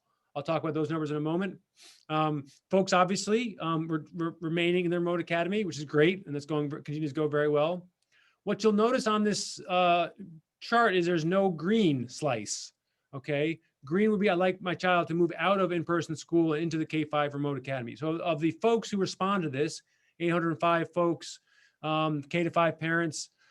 I'm not going to do the math on what percentage that might be of the total, but no one at this point, even when we go to a full day, wants to come out of the full day. Doesn't mean that people don't want to. We've heard maybe one or two perhaps, but limited, if any at all. We also asked, if you're unsure about doing this, or, in terms of, will you, or your child will not be returning a full day, what concerns you have. Most folks completed this, but as you can see, 76% essentially have no major concerns. But there are also some important ones here that, listening to, responding to. Folks who have underlying health concern of a child, these are under 10%. Health concern of a family member, these make complete sense, worried about the increasing number of students, so 14%. Understand that. We'll talk about the increased number of students in a moment. It's not that significant, although people will be grouped differently. Worried about how children will eat lunch, a very important concern, which our teams have been working on all the time, and we'll talk about that. Don't have transportation, then general public health concerns. So those are some of the top concerns folks had. It's good for us to know about it so we can help people if possible, and certainly ones we can address. We are addressing them. So these are things that'll be happening that are common to both K-5 and 6 to 8. So in terms of just the big one here is the length of school day. We are going to return to the regular length of the school day. Okay, that'll be 6 hours for K-5 and 6 hours and 15 minutes for middle school for O'Malley. Student schedules, for the most part, these have returned to the regular student schedule that's been done in the past. So, same number of courses a kid had at O'Malley last year, he would have it this year. Same number of offerings that a child is having, across the week at elementary school, same sort of thing. Okay, essentially, the biggest difference on this is that we have concentrated, especially at elementary, the academic portion of the day for this, this whole year so far, into those hours they've been in school for the most part. They do get some specials, but what happens when you stretch the day to a regular school day is those specials or interventions or other classes that are not core academics are interspersed, more into the academics. And that's really how we stretch the day. So that's a general rule, so to speak. But what that does require is rebuilding both the staff schedule and the student schedule. And that's a lot of the work that's been going on. Students and families, and even some from staff, don't see a real change in that, a major change in that. But it takes a lot of work to overhaul those, and our principals with support from some staff have been doing that. Meals, lunch and breakfast will both be served, but they will be different. I'll go into more detail on that. Very importantly, and everyone needs to really hear, the safety protocols remain the same. Face coverings, hand hygiene, cleaning, contact tracing. I wouldn't say concern. Questions have been raised about contact tracing. If you go to 3 feet between students, do you do contact tracing any differently? You don't. And just so folks remember, whether it's the high school or whether it's a few of the some classrooms at the elementary school, particularly at West Parish, we have been at 3 feet. Okay. And we do contact tracing. We don't do it differently. It includes a few more people definitely in a given classroom. Okay. But it's not a different mechanism. It's not something we haven't done before. Our nurses, who are fantastic, are well versed in it. And it won't, it's not a new thing for any of our folks who are involved in it. But it does seem like if you have more kids or they're close together, you will have more close contacts, but the process of identifying them is no different. Different distancing will be different in many places, but not all.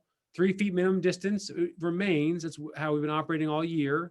Many classes will continue to have more distance than that, especially in the elementary schools will have more distance than that. I'll talk more about O'Malley in a little bit and their changes in the distance there. Buses will have more students on them. We are, as I mentioned, I think 2 weeks ago, we'll have 2 students per bench instead of 3. And that's DESE has allowed us to have 3 students per bench seat. We are sticking with 2, and that will allow us to have all the students who are requesting to travel to be on buses. We're still working on that. We may limit it to 1.5 miles. I just got to check in with Adam Mayo about just exactly where he is on that. The whole bus situation in terms of reroutes, new routes, is more people. It's complicated, but I'm really glad we have Adam Mayo on our side on this one. Really, really important for everyone to know.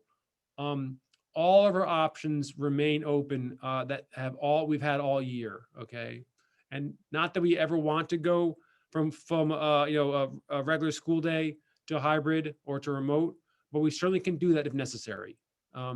That could be, as we've said all year, that could be on a classroom level, that could be on a grade level, that could be on a school level. Okay, we will be cautious. We will do what we've been doing all year, which is looking at the data, tracking every case, working with families, knowing exactly what's happening in our schools related to COVID, and change if we need to. Okay, so I just want to assure everyone who's listening here that we've been deliberate, we've been thoughtful, we've been safe. That continues. Okay, there's some changes in operations along the regular school day. None of that's insignificant. I don't want to diminish it, but we will continue with our same approach, which has, by all working together, including our families helping out, has really helped us do a great job this year. And that doesn't go away. That still will be here and still needs to be here. So let me just dive into elementary schools. There's just not a whole bunch changing here that is sort of obvious and to talk about. It doesn't mean things aren't changing, okay? What I mean by that is the regular school day, it will begin on April 5th. It will be a 6-hour day. Student schedules will be what they have been in the past, as I described earlier. There are changes for teachers in terms of what their schedule is, but it's not new to them, okay? There are changes for students from their schedule, what it has been this year, but for most of those students, they've had that schedule in the past, okay? There'll be some, little bits and pieces here that may be different a little slightly, but that happens on a school-based level. And it's, and I don't want to diminish it. It's just that it's hard to describe in detail the sort of, the singular pieces there. So across all of our schools, 30 students have requested to come back from the remote academy. That's across the schools. I'll talk more about some limitations on that in a little bit, but just so folks know, it's not like we have 150 folks coming back into elementary school. It's a total of 30 at this point, and we expect it to stay very close to that. O'Malley, so let's go through O'Malley here. So some more significant changes in O'Malley, and that's really because, as you may remember, they've been able to create smaller classes because they've added some classes to each student's rotation and added some additional staffing. And that allowed them to have small classes, 12 or 13 students, 6 feet apart. And that is because they concentrated all their classes in the morning and had planning and preparation and collaboration periods for staff work periods, I'll call them, in the afternoon when kids were remote. When you go to a regular school day, you have to intersperse those, I'll just call them work periods that teachers have, across the whole day. Okay, that means fewer teachers are available at any one moment because they are doing preparation or collaboration or other duties. And so then what happens then is the class size goes up from the 12 or 13. That of course means kids are close together. So I hope that's making sense. But kids are rotating among fewer classes. So what we will have at O'Malley is O'Malley will start to look like our other schools. They'll go below 6 feet. They'll go to 3 to 4 feet, some 5 feet maybe, but we can probably count on 3 to 4 feet. We thought perhaps that there would be some cases where a class had too many kids enrolled in it to fit into the classroom. But through some great creative scheduling from the team there, they figured that out. And so all the classes can fit in the classrooms at O'Malley. None of them will be closer than 3 feet. Okay. As I mentioned before, contact tracing at O'Malley becomes similar to what we have at the elementary and high school. While that will be different for O'Malley, it is something that our folks are very well versed in and have experience in. Lunch will be split between the gym, the cafeteria, the gym, and then also kids at recess. They rotate kids through. I'll talk more about lunch in a bit. And at O'Malley, we have 35 students returning from the remote academy. Again, that's spread across houses and grades, so there isn't any significant influx in any one place on that. One important note here, specialists will have more students from more houses. they've been able to stick with a house for a period of time and work with those 80 students or so. They'll go back to their typical weekly workload of seeing students, which is about double that. That's typical for them. But they also will be working with students from different houses. So that's something that to be conscious of, and just to be open about, really.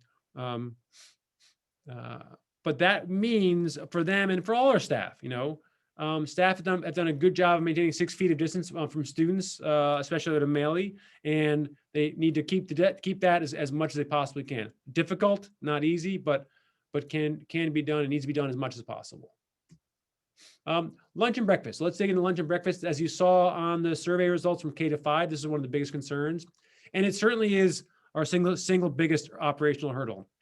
But I will say people are throwing in our principals, Gary Frisch, Greg Bach, lots of folks, folks from the community chipping in on this.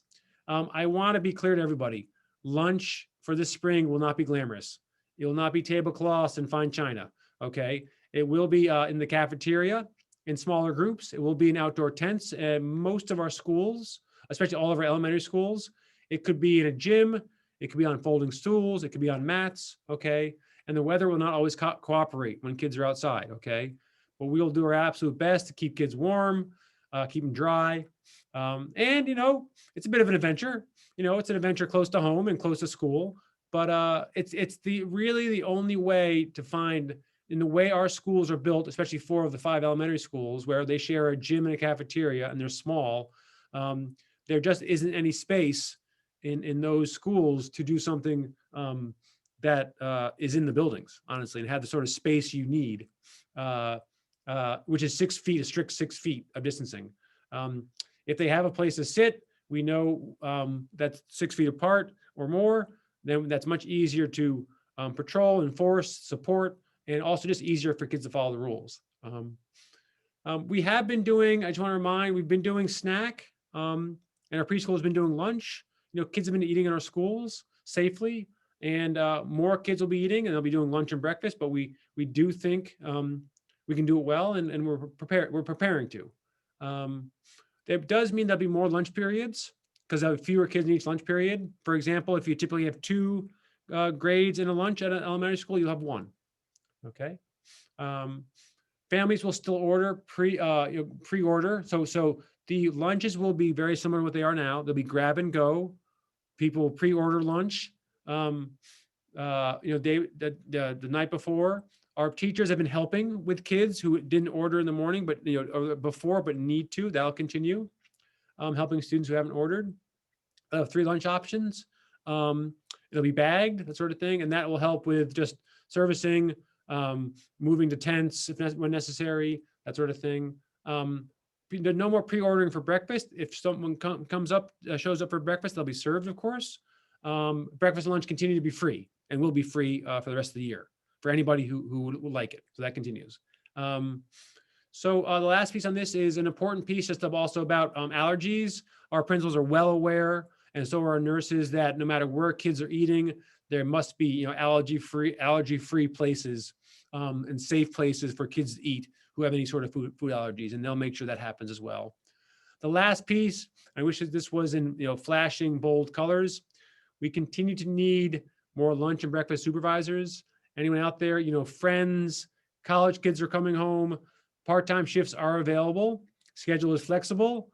Please tell your neighbors and friends. Okay, we do need help with this. You'll be trained.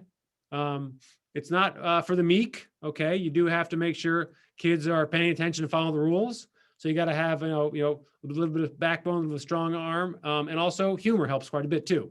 Those are probably the most important skills needed. So let me just see.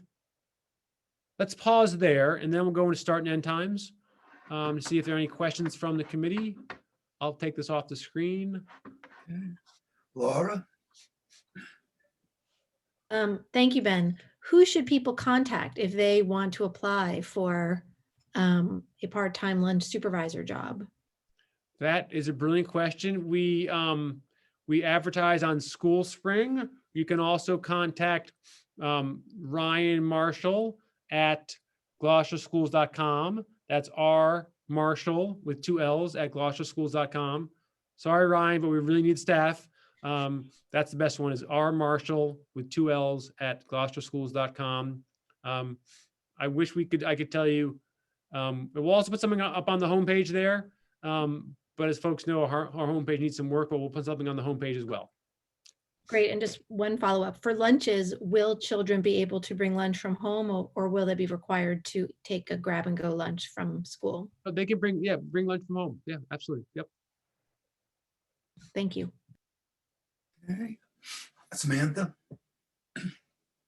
So will anybody who's getting hired, they have to go through a query and fingerprinting, right? Yeah. Just so that people know if they apply, that's one of the Yeah, requirements. it is. Yeah. And no delays on that. We do that all the time, well versed in that, but you're right, folks, in any school setting, quarried and fingerprinted. That's right. Okay.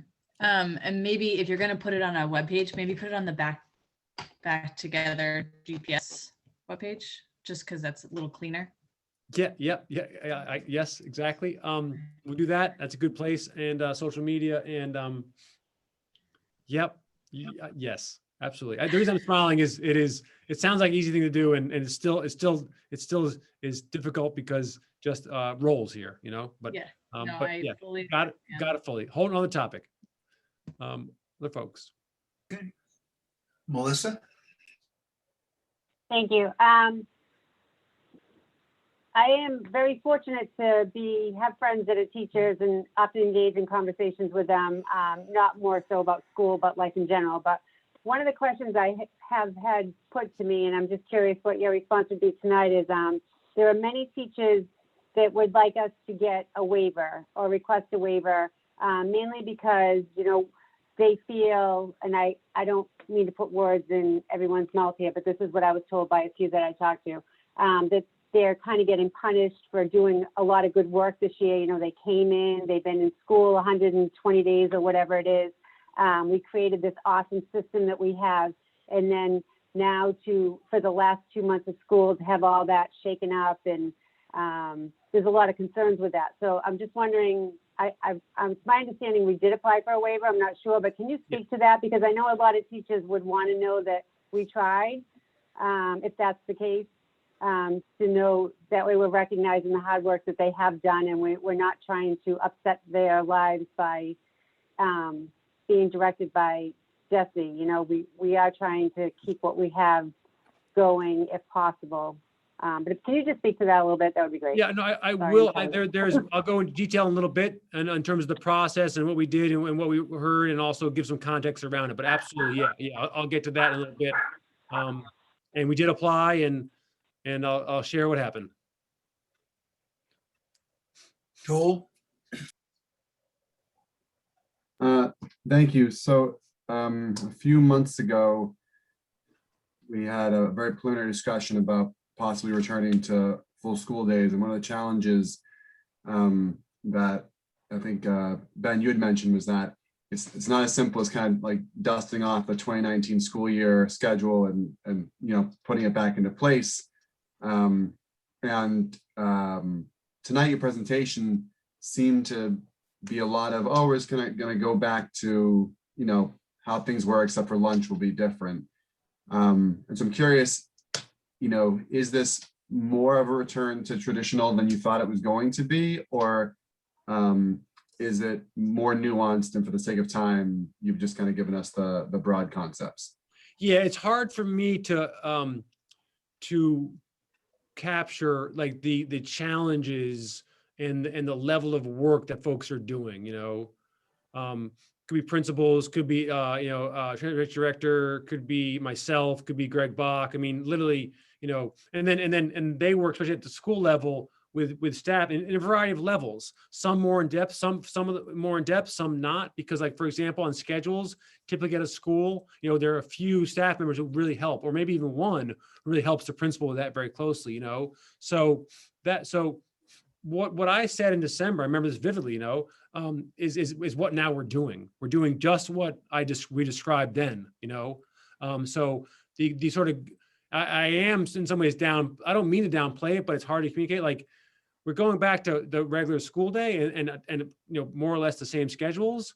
But getting there is a whole lot of work. And the folks who are, saying like, this, whether it's disruption, and that's for, we'll talk more about schedules in a moment, whether it's just the level of exertion and effort, whether it's just the toll, to do it. I couldn't agree more. I'm feeling that myself, very much so, in a very real way. And yet we need to do it. I mean, this is what we've been hoping for and working towards for a long, literally for more than a year, and this is not only our opportunity, but we're really required to do it, and we'll talk more about it in a moment. But yeah, I don't want to underplay or diminish the level of effort this is taking right now. I mean, I don't mean to do that, and I hope, and I don't want to do that. Kathy? Well, I don't mean to be rude, but I had my hand up 5 times, and I don't know if you can see it with the highlights, so I'll sit there and go like this. If I either shut off or shut off, I don't mean to be rude, but I had some questions way back on the query and the fingerprint. Are the agencies now, the query's easy to do, we can all handle that, but I'm talking about the fingerprint. Is that agency open? Because you had to go like to Peabody to do your story, to do the fingerprinting. I mean, it's not as easy as you think, it's time delayed. Did we contact anyone to see if we can get that pushed faster, or if someone can, have a place that's open to do it? Because our police department doesn't. So you have to go to Peabody or where else where we had to go. That's one. So we really should go contact to see if that's open and what we can do.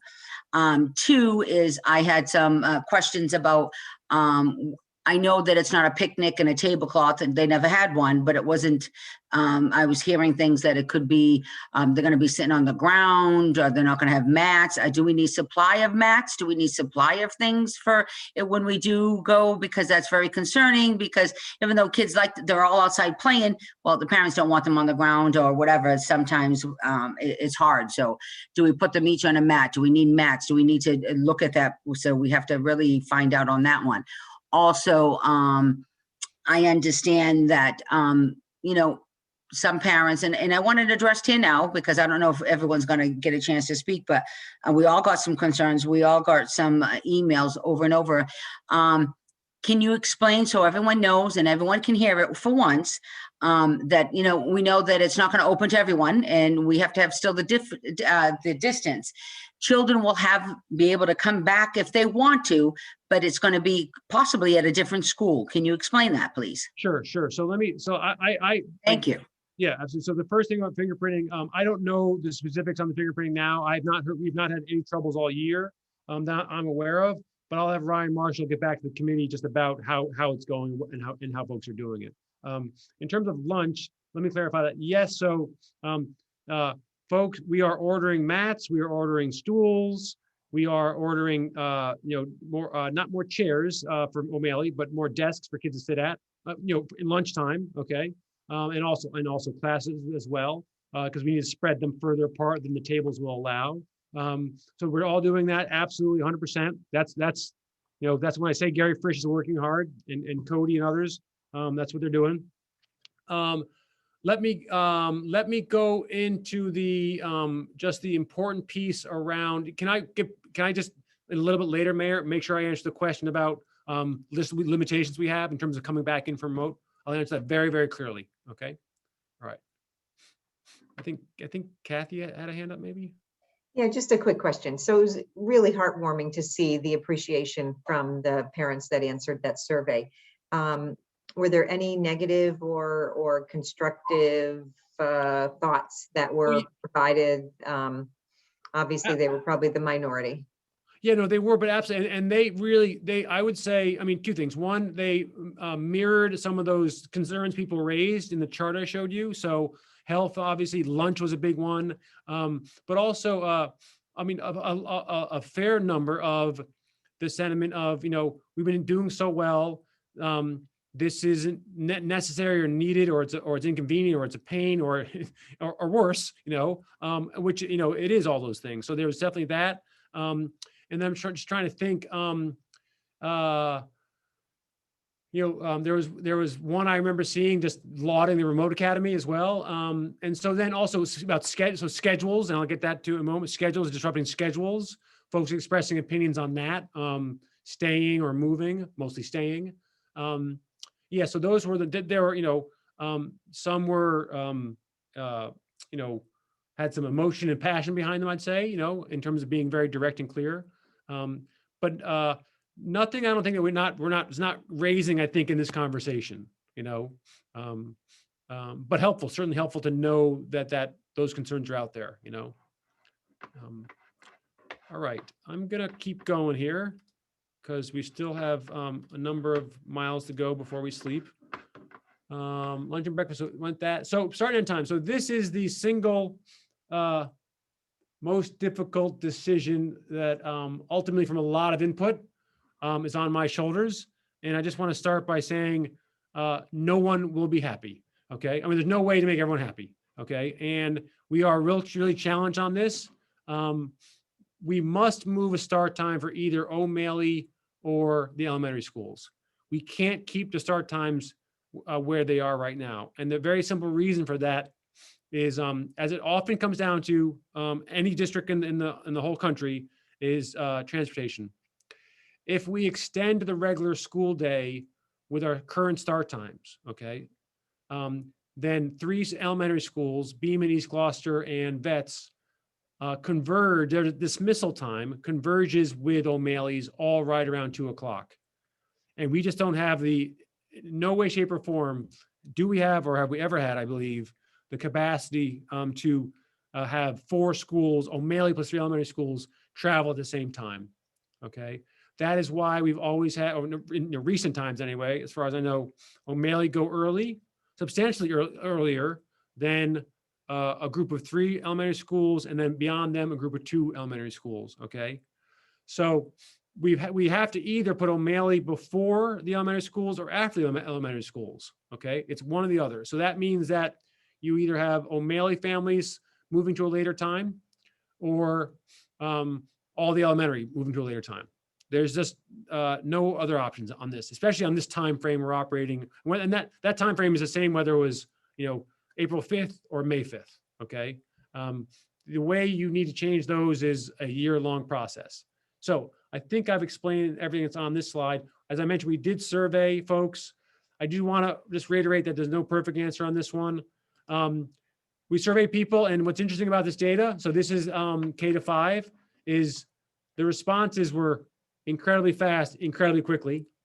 I'm not sure if this is actually, anyway, so the K-5 start time for 76% wanted to keep the same of parents, and 71% of K-5 staff wanted to keep the same time, which is their earlier times. Okay, that is 8 o'clock for 3 schools and 8:45 for Plum Cove and West Parish. Okay, now the challenge is when we go to O'Malley, we have the same thing. And I actually have I have the ends backwards. These ends are actually, sorry, for elementary. That's me. So we had 804 responses for K-5 parents and 242 responses for O'Malley parents. The percentages are the ones for O'Malley. These look very similar. 73% want to keep the same, the 7:40 start time, and 80% of staff want to keep the same start time. There obviously is, as folks may or may not know, quite a bit of data saying that for tweens and teenagers, it makes sense to start later. Okay, I agree with that. I support that. We are not going to be able to do that now. If another challenge on this, okay, I mean, so all I'm saying is the data here, if by some miracle O'Malley folks wanted to start, we're happy starting, later, we would have tried to make that move. If by some miracle elementary folks wanted, then that would be an easier move. Okay. What we will be doing. So then the last piece is this: if it moved O'Malley to a 9 to 3:15 day, which is when we'd have to move them to keep our elementary start times, then we'd also be impacting high school athletics. We couldn't get buses to high school till at least 3:45. Away games typically start at 4 o'clock. They have to start later, as much as an hour later or more. And now we're running into daylight issues, lighted field issues, and also issues related to communities using fields for, town and other leagues. So actually field availability even. So it's not something that I was really considering or thinking of until I talked to James and Brian LaFata, and they, they were open to making the changes, but they would have been significant across all sports, pretty much. So the point is there is no right answer. There's no clearly right answer here. There's only answer that causes disruption. Okay. So in the face of all that, what we'll go forward to is sort of what's most familiar. Okay. Not a great reason. It's the best reason we have. So elementary schools will move back towards their starting times. I have it here so people can see it very clearly. Let's go so they'll be different than last year's starting times because the groupings of elementary schools are different than before. Okay. The groupings of who's early, who's late changed this year. Those groupings will stay as they are now. Okay. So Beaman, East Gloucester, and veterans will start at 8:30 and go until 2:30. Okay. That's a change in starting time of 30 minutes. Okay. Plum Cove, West Parish will go to 9 o'clock. That's only a change of 15 minutes. Okay. They'll start at 9, go to 3. O'Malley will on April 26th, O'Malley will just extend their day to the regular day, dismissal at 1:55. What I want to be clear is that I really get, and all of us get, that any change here is a disruption to families. No ifs, ands, or buts. Okay. There's no other way for us to sort of skin this cat, so to speak, other than change either O'Malley or the elementary schools.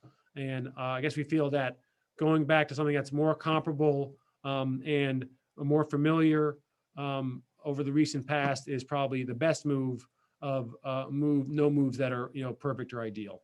So let me pause there and see if there's some questions. I'll leave that up on the screen so folks who are watching can see it.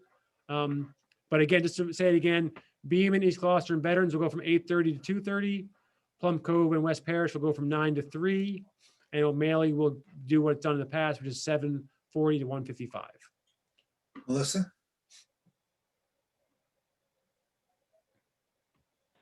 Sure. Thank you. Quick question. Have we thought about getting assistance from CADA for busing to not have to make that much of a change? I know we use CADA for O'Malley already, I believe, or at least we did. Is there any way to extend that just for the last couple months of school to make less of a change for families, or has that already been looked into and not an option? Adam Mayo has done a lot of this. I mean, you are right when you said that CADA already helps with O'Malley, so just actually shifting those later, we had to work with them on. So no, I don't think there is Adam has worked on it. He would have told me if he had. He really has been very, very thorough in this. And it's basically one of these puzzles that gets seized up very quickly, honestly. Any other questions?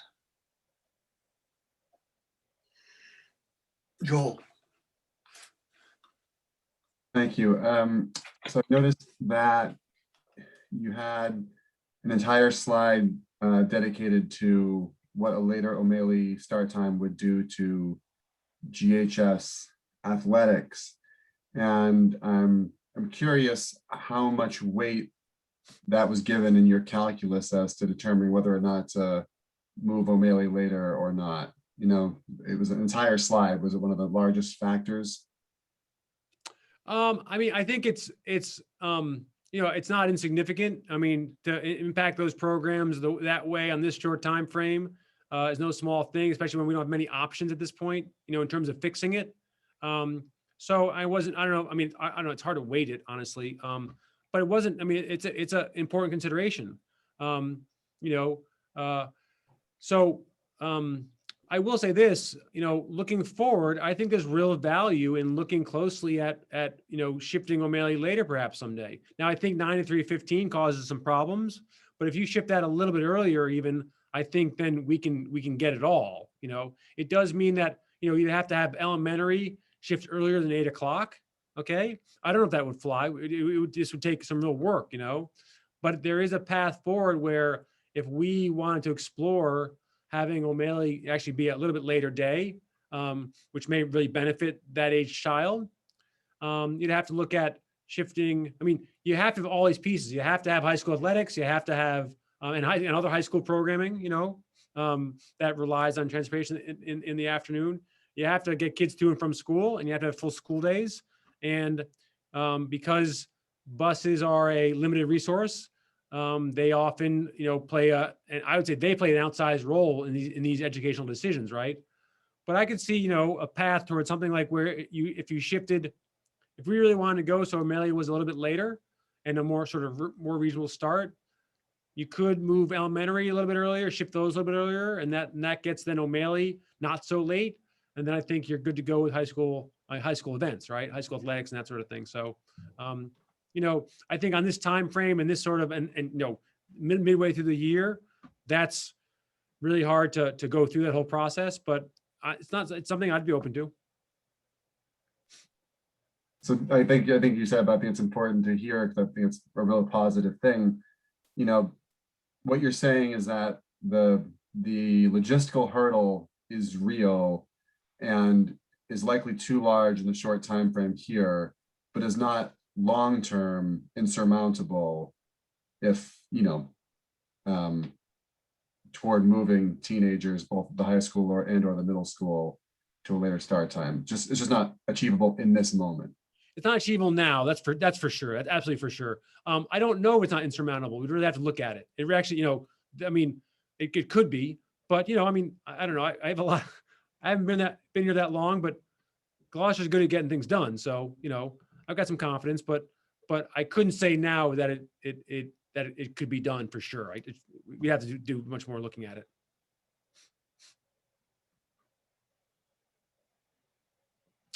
All right, let me keep going. 1 second here. Couple. This will get. We may have answered some of these questions already. Hold on. Oh wait. You can still see the screen, right? Okay, sorry. So just folks have asked about this. How are we getting this done? But I'll just cover some things maybe for example, if I haven't. So modifying all students and staff schedules, mentioned that. So the federal ESSER II grant, this is the federal dollars that were agreed upon in December, I believe. And this is we said in our last budget presentation, the $1.9 million. And if you remember, I said we had not allocated that in any way at that point because we were holding on to it and then waiting to see what would happen or what could happen. Well, this is what could happen. And this is what is happening. So now we are allocating those dollars in part towards lots of things. Tent rentals, mats I talked about, water dispensers, carts, you need water out in the tents, folding stools, okay.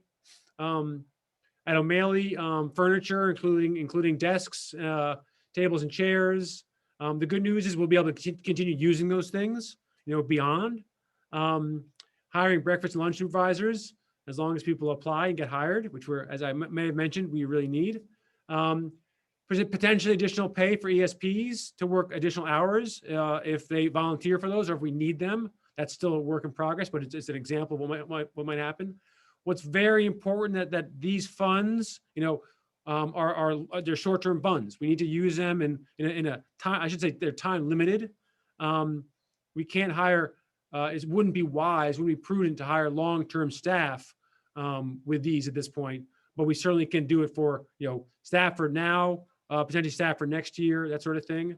And then, as we've talked about, bus routes are being completed and additional students are being added. But again, hard to really capture the level of work that's going on. A few other key things here: after-school programming. So our elementary schools, YMCA will continue to have its programs in its downtown facility. Pathways will continue to have their after-school programming. We're working with both of them to finalize any transportation changes. That's ongoing. The elementary schools will not provide any after-school programming. They haven't. Okay, they may provide some, extra help offered by staff. Some of that's been going on. A lot of that's been going on remotely. Some of it may go on as we continue, but that would be sort of a school by school, staff by staff thing. O'Malley will be working, as we mentioned, I think last school committee meeting, they will have their band lessons after school. Those will actually start happening now after school as opposed to during the remote time. The O'Malley Academy for now will continue virtually, but we're working on getting some of those O'Malley Academy programs up and running, in real life after school. And if that is going to happen, then we would be providing transportation late. And then a couple of things, and this will answer one of Mayor Taken's questions. As I mentioned, 30 students from K-5 Remote Learning Academy are returning into school, 35 from 6th to 8 into school. Very importantly, we need at this point to sort of, finalize this. We have finalized it at O'Malley with the term change. They have already reached out to families and made sure they understand that no more change will happen as this new term starts, after when the new term starts. And we need to do the same for our schools as well, our elementary schools. So we'll be communicating to Remote Learning Academy families that, after April 5th, there'll be no more changes for the rest of the year. And we believe that's reasonable. I believe DESE supports that. We just have to make sure we're set in what we have, and school communities, whether it's a remote community or whether it's an in-person community, know who they have and don't continue to shift and change and that sort of thing. So very importantly, and as we've mentioned, we had this in our FAQs in December, communicated in the fall, reiterated just recently to families. Those folks who come back from the Remote Learning Academy, because we have space, we have limitations of how many kids can fit in each class because of our spacing requirements. There are some very limited number of classrooms, and even in 2 places, a grade level, that are essentially closed for new people. That means if someone who moves into Gloucester and lives, say, near West Parish, okay, they won't be able to go to kindergarten at West Parish. The kindergarten at West Parish is closed. It is max capacity for those rooms, okay? But the same thing would happen to if there was a remote kindergartner who wanted to come back to West Parish, the same thing would happen to them. And it has actually. And so as we've said to folks, you're not guaranteed a spot in your home school if you come back from remote, depending on if there's space. So we've had some folks go to Beaman, who otherwise would have probably enrolled at West Parish. We've had some folks been offered a choice to another school and decide to stay in remote. There are only 2 places across the whole entire district where this is happening. It has happened. That's kindergarten in West Parish and 5th grade at East Gloucester. Every other grade, not every other classroom necessarily, but every other grade has some capacity at each school. So for example, at a school, say Beaman, where there are 3 third grades, this is hypothetical here, okay? Where there are 3 third grade classrooms, 1 might be at capacity, the other 2 have available space. So this is not an easy thing. It can be really disappointing for folks. It is very disappointing for folks. So far, folks have been, understanding of it. Not happy necessarily, but understanding to some degree. But really at this point, it's just those 2 spots, 5th grade East Gloucester and kindergarten at West Parish, where we've had to, let's say, really sorry for folks and find a spot for them. So waiver request. Let me jump into waiver request. So we did apply for a waiver.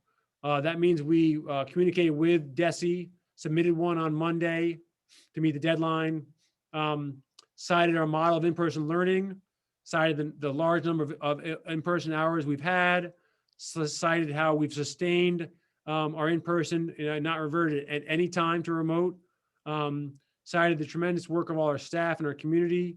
We cited the governor's and commissioner's praise of our approach. And we also cited the hardship that we would face, that we are facing, or the challenge, I should say, by redoing our schedules, doing everything I've just described tonight. I've had 4 conversations over 4 days with the associate commissioner, and they have said, sorry, no. You need to continue. as other schools are. Let me give some context for that and some rationale. I'm explaining their rationale. I'm not explaining my rationale, okay? First of all, just to give folks some context, apparently over 90% of all elementary schools will be back in full time as of April 5th, okay? Their regular school day. All the others will be on a path towards that, okay? The remaining 9%. So as of April 5th, all schools will be on a path towards a full in-person day. They are rarely approving waivers. I understand what the Globe article said today. I read it with a little bit of consternation and upset. But there are more, they denied more waivers today. They're really approving waivers in, I'd say I have two categories here, three categories, none of which we sort of fit. One is about half their waivers are for schools that have 5th grade in middle school. And simply what they're doing is they're saying the 5th grade doesn't need to start on April 5th. That 5th through 8th middle school can all start together on the regular day or full day on April 28th, I think it is, okay? The other piece is the district's been fully remote for the whole entire year. They can go hybrid first and then they go full in. It doesn't mean they stayed hybrid.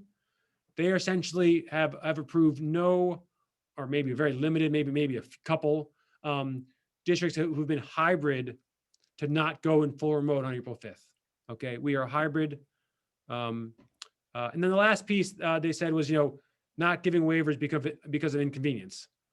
That's a little irritating, but that's what was explained. Okay. I didn't clarify as inconvenient. I think they did, but and then the other piece, just for folks to know, for the very limited number of districts. I mean, the last piece on districts is you will see exceptions like Boston, I think Springfield, Brockton. These are districts quite larger than ours. Have, I'd say, a lot more challenges in many ways, on many levels. Those folks have gotten waivers, and again, it's waivers to temporarily delay the in-person. What we requested was a delay until either April 26th or May 1st, and that's what they denied. I will say this, the associate commissioner did cite the Gloucester model, like he used the term the Gloucester model, which I appreciated, when explaining how some of those districts that are full remote, their first step towards going fully in person would be what we're doing now, okay? Last thing I'll say is, I do deeply appreciate, because this isn't easy for any of us, what it takes to, what we're all doing to get there. This is why we're here. This is what we do, and what we need to do is to have our kids in school every day that they can be. It's trying, it's difficult. It's really hard, Teaching is always hard, and when we don't have a pandemic, teaching is one of the hardest jobs in the whole entire world. It takes every single bit of our teachers to do a great job. So I get it, we're tired. And I get it also that our kids need this. And we can do it. We've been doing it every year, every day. And so we'll also do this too. And I say that with tremendous respect. And I don't say it lightly, but we're almost there, and we can do it, and we'll do it well. So let me stop there. And turn that off and see if there are any follow-ups for folks. Any questions? I guess you said everything that needed to be said. Said a lot. Oh, Laura's got a question. Well, it's more just sort of, nuts and bolts. Do we need, or is the district interested in having people sponsor, businesses, et cetera, sponsor tents? Joel referenced at the beginning of our meeting that there are several businesses who are sponsoring a week of a tent, which I'm told is $340. So I'm just wondering if that is something that would be of help to the district, and if so, who they should contact.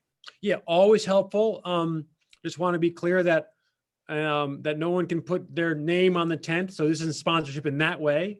But it's, we can do it without, and it really helps to do it with, because those are federal dollars that folks would be sort of, we wouldn't be spending those federal dollars in tents. We'd be spending on supporting students in the summertime or next year. That can be social, emotional support related to the pandemic. So, every little bit helps, and we appreciate it, and can use it. And I say that, I just think it's a great way one way to partner with our schools. And I think it's a way to really build connection with other organizations. And I like to do that any way we can. So it would be appreciated if folks are so inclined. And the person to contact is Gary Frisch, our CFO, G Frisch, Frisch at gloucesterschools.com. Thank you. I'll also put that on our school committee Facebook group. Great. Thank you. Any other questions? Samantha? Just on a similar vein, has anybody reached out to the chamber? Or would it? I'm laughing only because I'm part of their legislative panel, forum on Friday morning. So I will be reaching out to the chamber very directly. Okay, perfect. Yep. Melissa? Well, I will say this. I mean, I just also I will tell them what we're doing and some of our needs. I don't spend much of my time,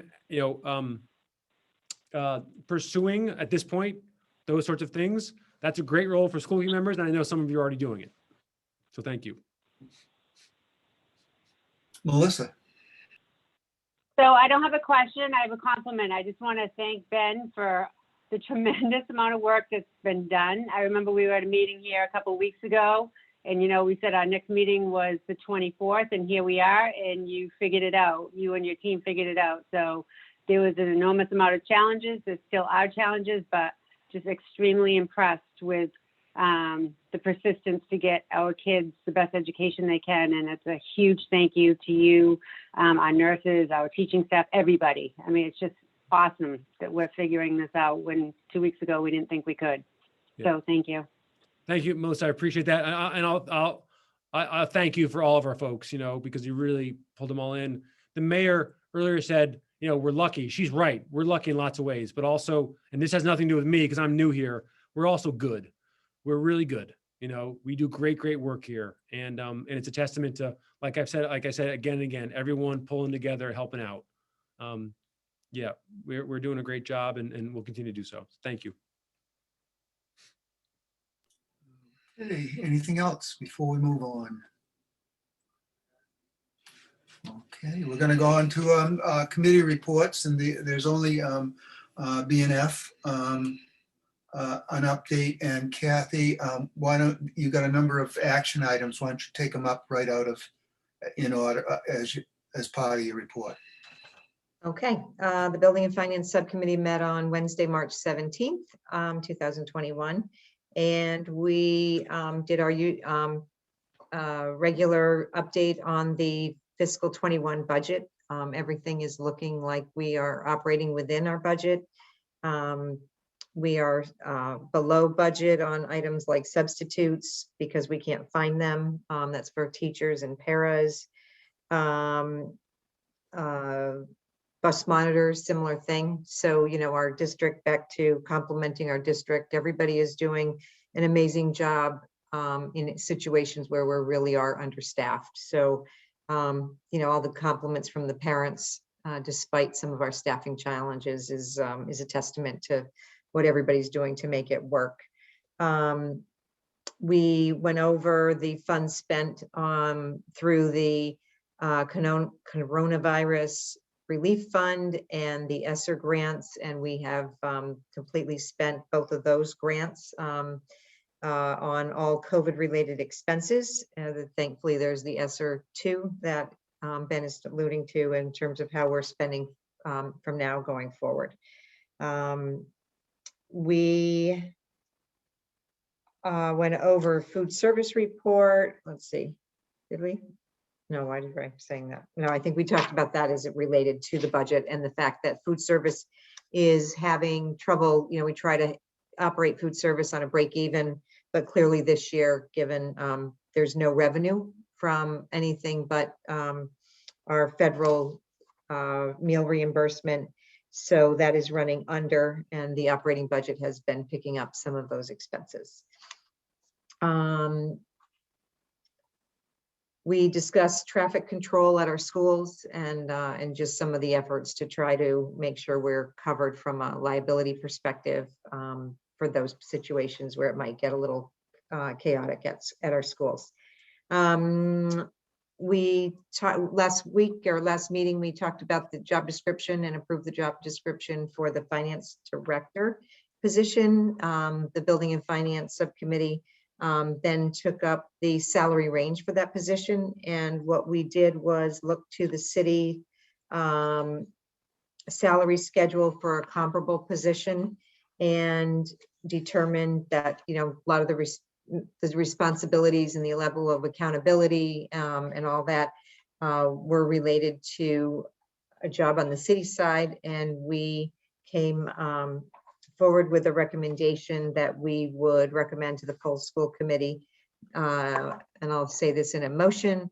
I just need to make sure I know we rounded the number. So I'm gonna make sure I get the number right. So I move that we approve the finance director's job description and approve the salary range of 76,000 to 93,000, and I so move. Second. We have a motion and a second. Is there any discussion? So I just want to be clear about this position also. This is not in a totally incremental position to a department. It's acknowledging that the job of the second, a position of second to our CFO has warrants an increase in responsibility, increase in confidential job responsibility. And so that's really what will be coming forth as a reflection in the budget for next year.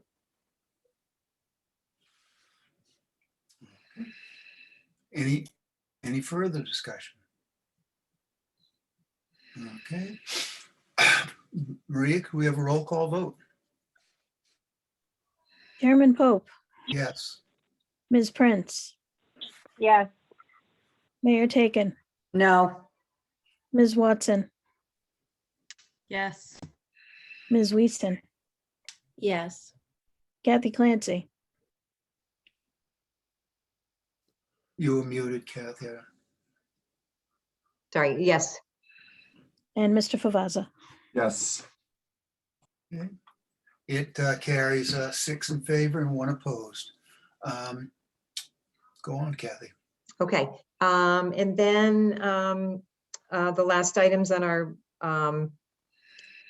agenda have to do with special budgetary transfers to the city.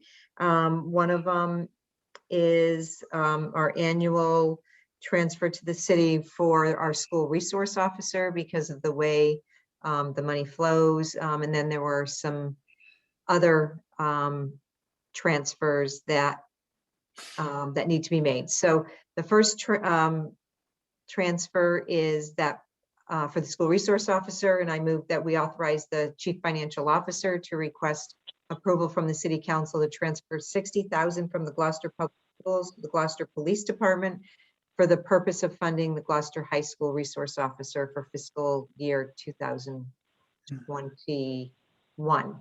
I don't think we have to request permission from the council. It's us approving it. Correct, yeah. So I strike that part, Maria, that we authorize this chief financial officer to transfer $60,000. And then that is for Second. this fiscal year. Second. Okay. Joel?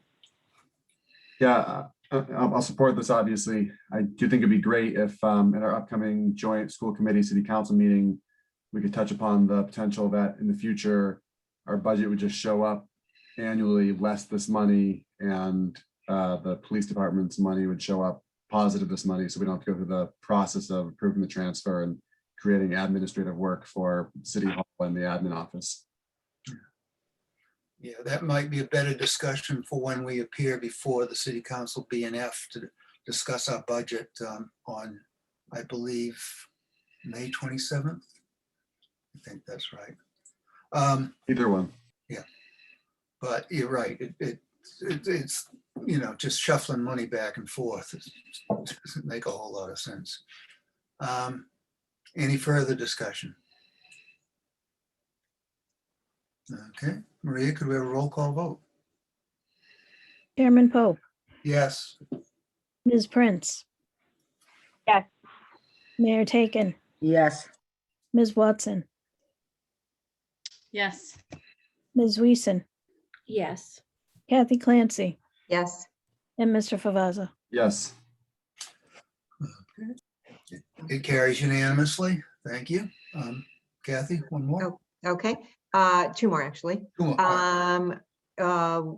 I move that we authorize the chief financial officer to make a special budgetary transfer in the amount of $310,779.49 for out-of-district expenses to be paid through the school choice program. Second. Second. Is there any discussion? Okay. Once again, this is something we do every year. It basically reimburses the city for expenses that they have to pay for special needs students that are choiced out. So, Maria, could we have a roll call vote? Chairman Pope, Yes. Ms. Prince, Yes. Mayor Taken, Yes. Ms. Watson, Yes. Ms. Weason, Yes.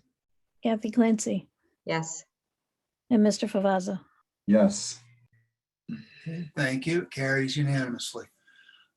Kathy, Okay, last motion out of the Building and Finance Subcommittee. I move that we authorize the Chief Financial Officer to request approval from the City Council to pay $19,606.82 in fiscal 20 unemployment claims with fiscal year 2021 funds. Second. is there any discussion? So this is a situation where we've incurred expenses that relate to last year, but the amount that it only gets known this current year. So we're paying last year's expenses and we need approval from the city council to do that, to pay out of the fiscal year that expenses actually were incurred. Okay. Any further discussion? Maria, could we have a roll call vote? Chairman Pope, Yes. Ms. Prince, Yes. Mayor Taken, Yes. Ms. Watson, Yes. Ms. Weason, Yes. Kathy Clancy, Yes. and Mr. Favazza. Yes. Okay. Thank you very much. Carries unanimously. Kathy, I'd just like to add one thing. We talked about the liability issue, and since our meeting, I've gotten a response from the city's legal department. And it assures us that, and I'll just read, this is from our insurance carrier. It says, "You are all set for coverage. The school sounds like they are doing what every other school does. Crossing guards and principals sometimes get involved. There is no exclusions under the liability. And I believe the city is self-insured for workman's comp. So if there was any injury with the staff, it would fall under the city's workman's comp program." So that's the response from the insurance company. Samantha? Just a clarification question. Are there crossing guards at the veteran school, or is it just, yeah?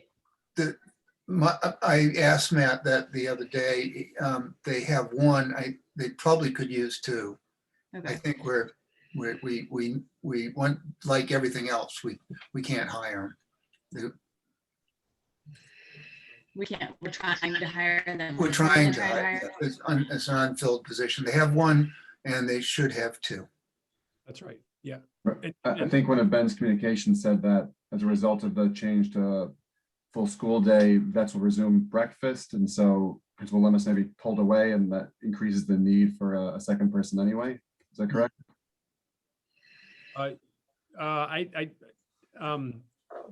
What's correct is that we will have breakfast there again. I just don't know the logistics of if he's pulled away or not. I just don't know. We will also be having a bus at Veterans too. I didn't mention that earlier, but that's a good development. But that's unrelated to this. That's the end, that's the end of my report. Okay, One is, yeah. yes, we need crossing guards. We continue to do crossing guards. We need crossing guards all year long. And that's why you see some folks helping out with it. What's one of the reasons you see folks helping out with it? Melissa? I just want to pry a little bit to what Ben just said. We're going to take a crossing guard off the street to help with breakfast. No. Matt often supervises breakfast. Okay. Yeah. All right. Thank you. Okay. All right, let's move on to the other action items that we have.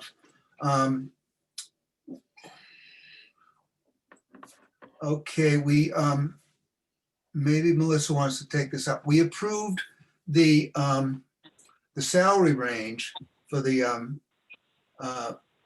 finance director's job description. But I don't think technically we approved the job description yet, have we?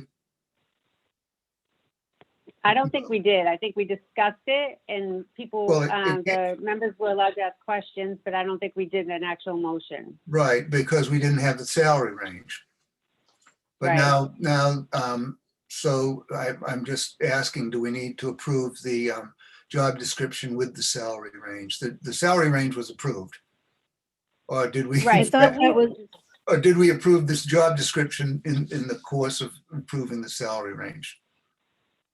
I'm just. I believe I'm gonna Kathy refer to included Marie. that in the motion. You included, okay, then we did. All right, then we'll move on to acceptance of grants. And the first one is the Department of Elementary and Secondary Education 21st Century Carryover Grant in the amount of $37,200. And I so move. Second, Okay, is there any discussion?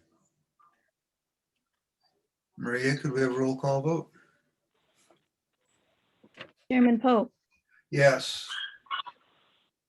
Ms. Prince, Yeah.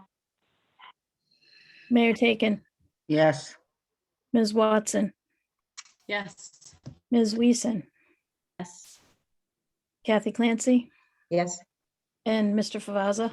Yes.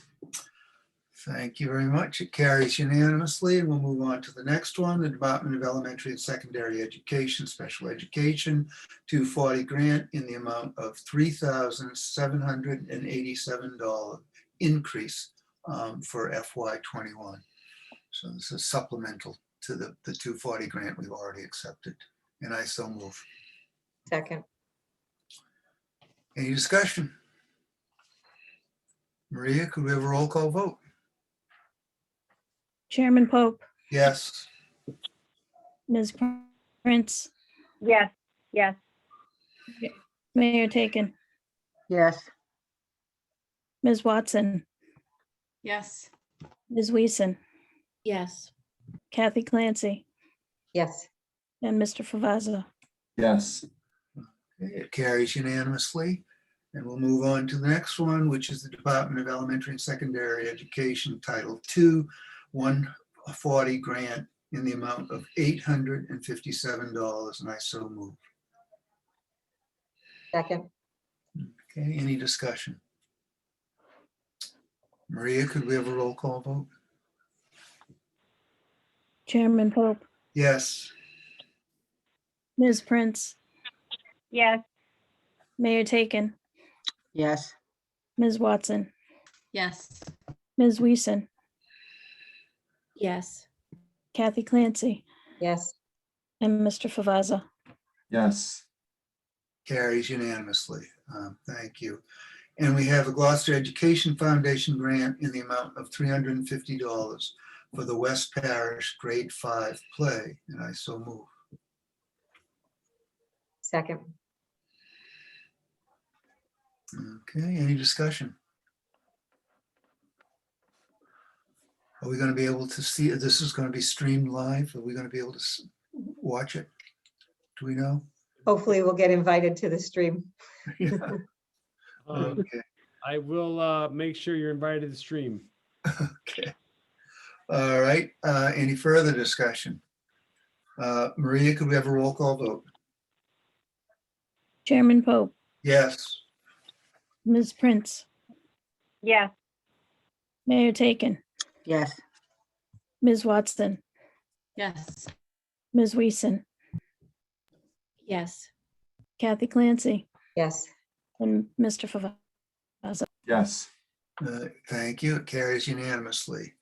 And that concludes our action items. We have, under discussions, we have the East Gloucester Veterans Memorial School Building Committee update. Ben, do you want to take that or? you want- Yeah, I will, but I'll need some support from you and Kathy Clancy. We have some good news to share about an update on the project here, or quite a bit of good news, actually. Understand it's late, so I won't go, I'll go pretty quickly. But as you all know, there will be a joint city council school committee meeting on April 1st, which is that next week? Week from tomorrow. April 1st is next week. That's amazing. Okay. But Great. want to make sure you folks are updated. We said, and you asked for more regular updates, which we've been giving, but I haven't given you one in a little bit. So want to catch up on a few things basically. And you'll see that this looks a little bit different, and not the difference in the structure, but difference in terms of the brick color and the color of the tiles here. And we'll talk more about that in a moment. Tonight's update, we'll give you some update on the design development submission, update on cost estimates, that's good news, and update on swing space, which is also good news. So the next, as you will recall, the school building committee and the project team has to submit sort of updates, reports to the MSBA every so often. The last one was, I think, in August. It was the schematic design phase. So the one we've been working on now is the design development phase, as you might remember. The 60% design development report is due later this month, I believe it is. We will be voting on, the school building committee, sorry, will vote to authorize our owner's project manager, that's CBR Heary, to submit that report. This report is very technical. The most significant function is to document the most recent cost estimate and the reconciled cost estimates, which I'll go into detail in a moment. It's also a progress report on the schedule, on design development, and I'll show you the table of contents just so you see the type of,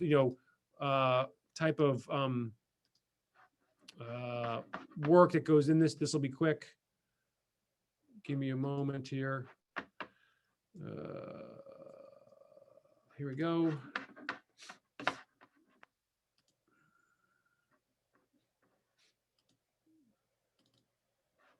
So you should see a table of contents here. And this is just so you see, this is a very technical document. There are really two major parts: the OPM deliverables, which are things like the cost estimate, the reconciled cost estimate, more cost estimate forms, updated project budget if there's been any update, updated project schedule if there's been any change.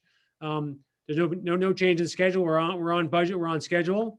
And then designer deliverables in all these various areas, they show that they've gone more in depth into their design, meaning that things are becoming more detailed. The good news is that design is not changing. It's just becoming more detailed. So eventually they can build a building, build a school from it. This is often a time, which I'll talk about more, where things actually, can go haywire. What I mean by that is that there could be significant changes in design for any number of reasons. Most often it's related to cost, and where if you're having cost overruns, you've got to start changing the design. And that's when this report, the DD report, will become much more complicated, because we're on time, we're on budget, and we're not making any design changes. It becomes very perfunctory in terms of just submitting technical documents, really. So just wanted you to see that, what that looks like. Let me go back to the good news here. 1 second. Present.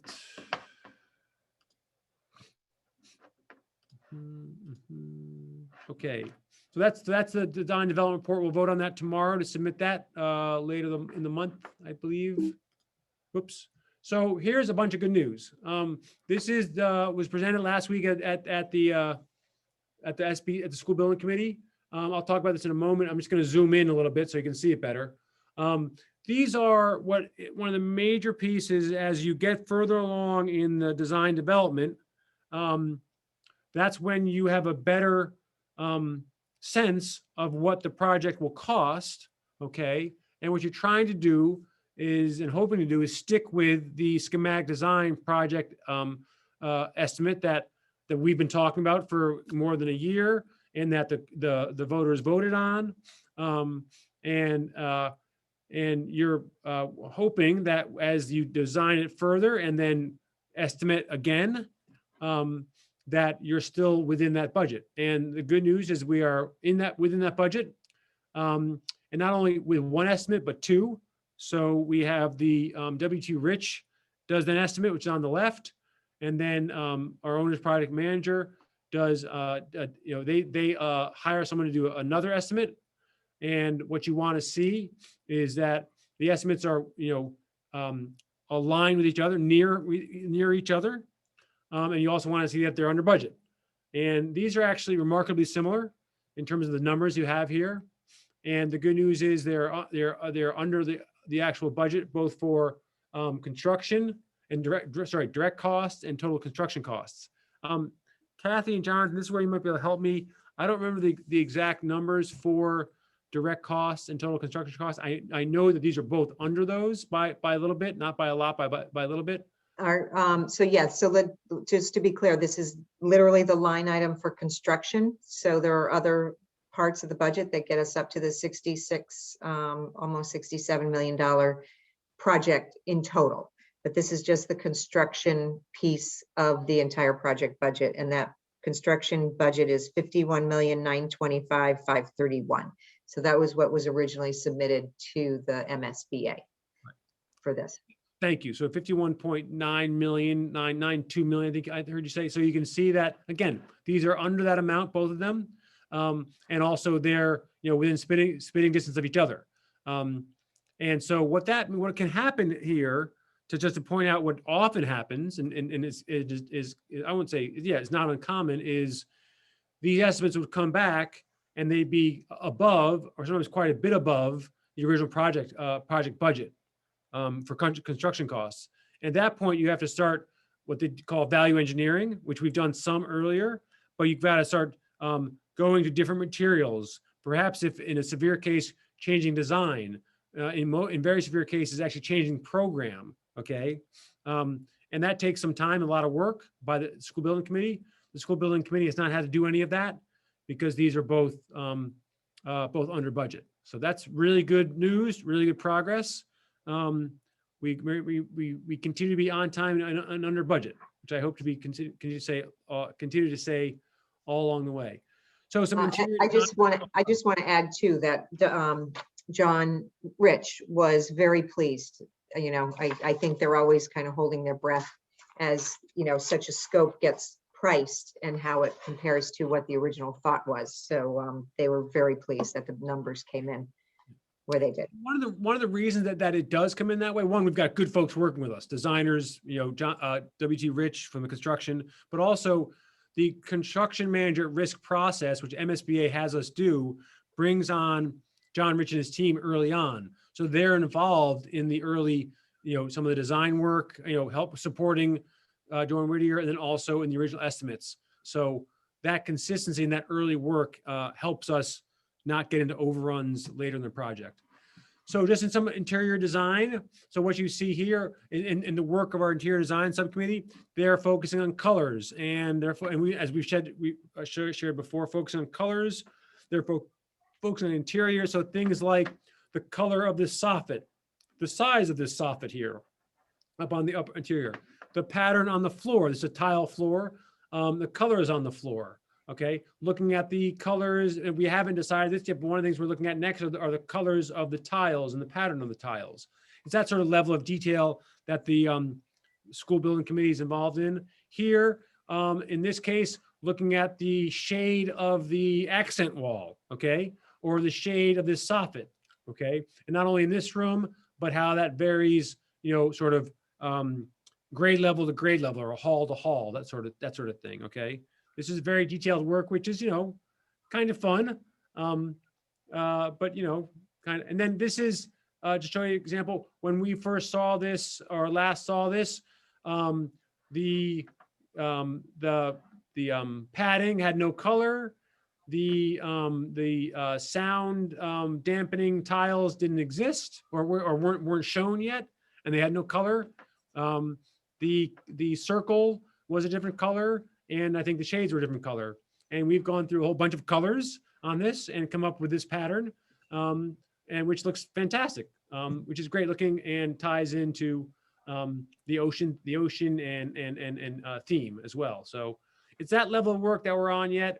This is exterior design, just to highlight a few things we've been working on: the color of the bricks, the color of the I think there's metal tiles here, and also the pattern on that tiles.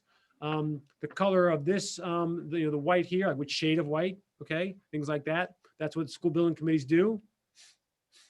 And then on this level, just looking at everything from really primarily here, I'm showing you the wood. What is the wood facing that's on these beams? That sort of thing. I think at some point we're gonna get more into landscaping. I haven't done too much of that quite yet. So those are the sorts of things we're working on, making progress on. And that was all needed to make some decisions there and make progress on there to help with those cost estimates we just showed you. Those are some of the things that went into the, or finalized for the cost estimates. Let's see. Yeah, and then we'll get into St. Anne's. John, I see that Joel has a hand up. Okay, Joel? Yeah, I'm just curious about those wooden posts.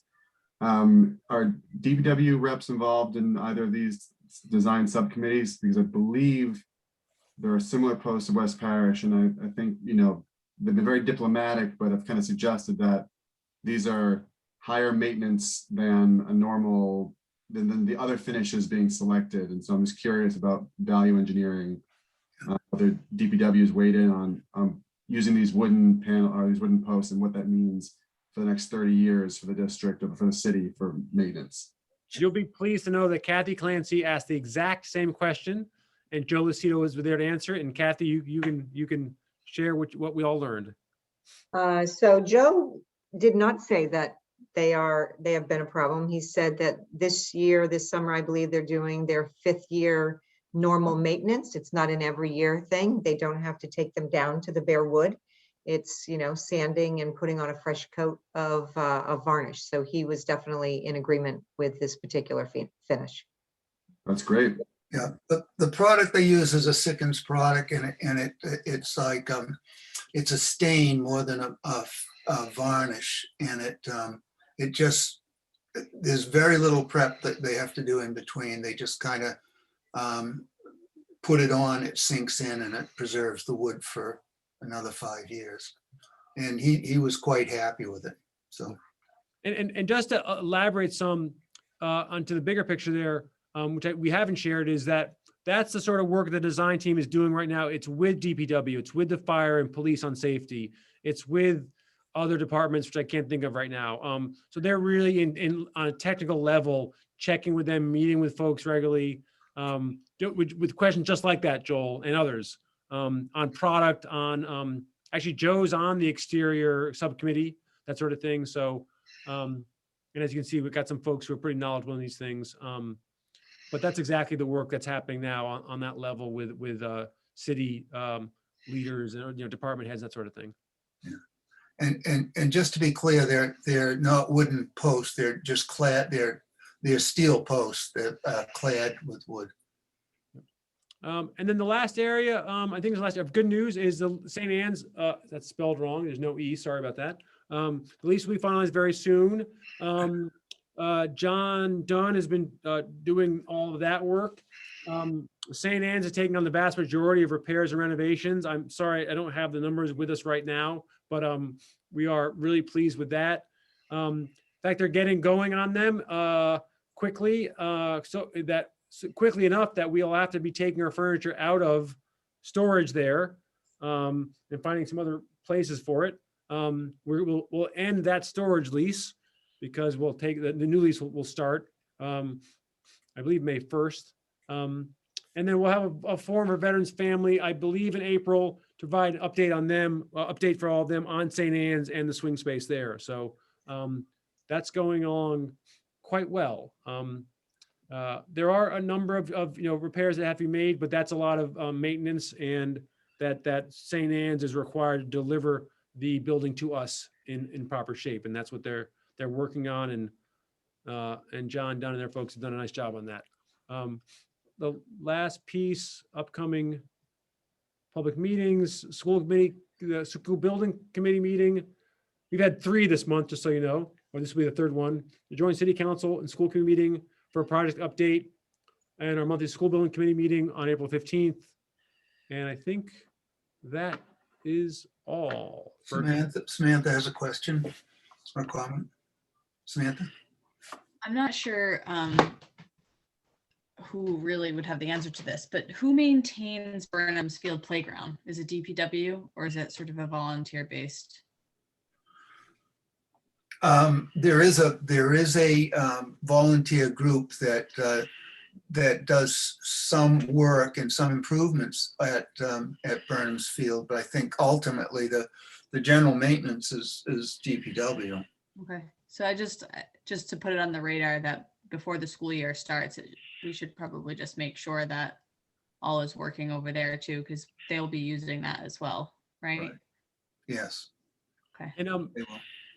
Jonathan or anyone, so John, you said DPW, they Yeah. take the field, and then the folks help as well. So that doesn't have to change. It just have to No. make sure that's operational before we have a school using it, right?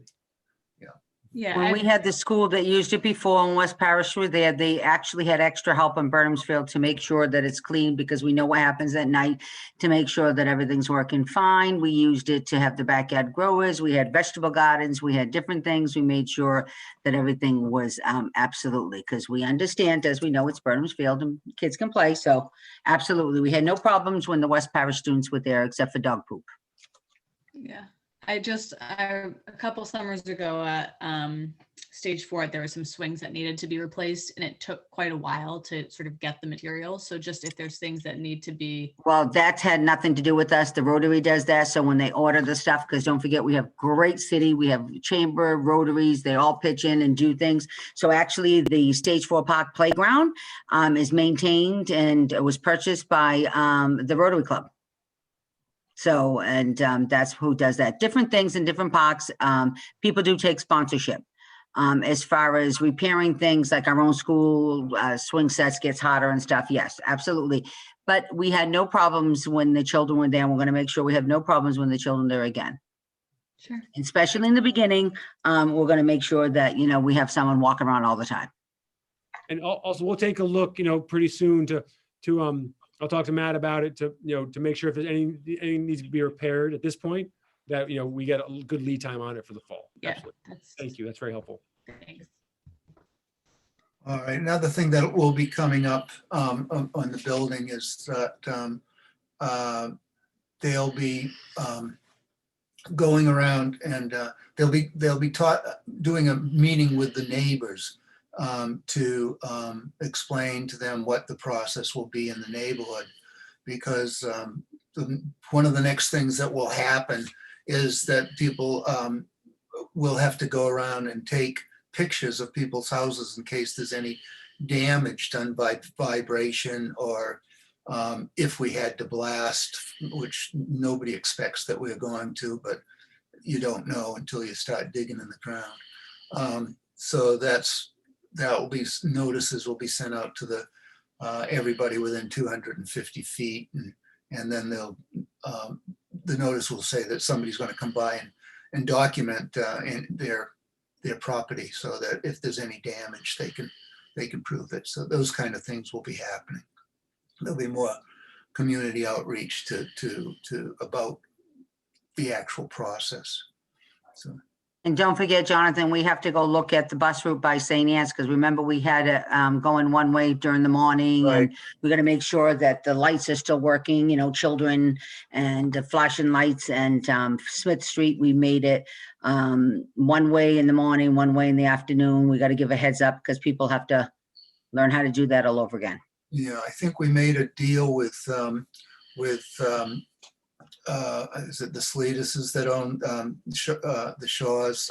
Yes. Where we could sort of queue the buses up out in the behind the market there too. So we've got to get that all going. Yep. But this is, you know, veterans, which is, you know, in walking distance for a lot of the families, unlike West Parish, where everybody had to either be bused or dropped off. Yeah. So hopefully Matt can, you know, figure out, you know, what is the transportation need, and so it'll be a much less of a challenge, but still certainly something to work through. Yeah, it'll be less, but it'll still be at least one bus coming. Well, it could be one bus, but let me tell you something. It wasn't supposed to be buses when we're at a lot of places, and people like to drive their kids. And there's West Parish was designed for that way. That could have, should have, would have. If we prepared the neighborhood, then guess what? Everyone's ready to go. Well, what we did with West Parish too, you'll remember, is that we didn't let people come. If the parents wanted to pick up the kids, they got on the bus and they picked them up at O'Malley. Yeah. And well, here, you know, you probably will have parents that probably have to go to school and work and say, you know what, I'll just drop them off or whatever. Yeah. It's better to be advance notice. Yeah. And have that let them know, because you have a lot of seniors who are there, and sometimes you got to re-explain things and you got to do differently, and then everyone's not on you know, social media, so they have vehicles, so we want to just make sure again that they know we're coming and they're fine. So we'll do a little knocking and a little explanation, that's all. By that time we'll all be vaccinated, we can knock on doors. Okay, great. Ben, I think our meeting is on April 8th, not the 15th, right? Isn't it the second Thursday? You're right. And I Yeah, was okay. wrong. So I thought like the first, and then I counted two, yeah, exactly. You're right. Okay. Okay, anything else that anybody would like to bring up before we adjourn? Joel, was that yeah, Joel? I'm sorry, I have a sleeping 3-year-old. Oh, okay. So I'm using the virtual hand. Quick question, going back to Ben's slide. I'm very happy to hear St. Anne's is going to tackle the lion's share of the renovations and repairs. Can you confirm that is not in exchange for any increase to the rent they had originally bid on? I have not heard that in any way, shape, or form. I just don't know for sure, but that does not come up in any of our conversations. I don't believe it to be.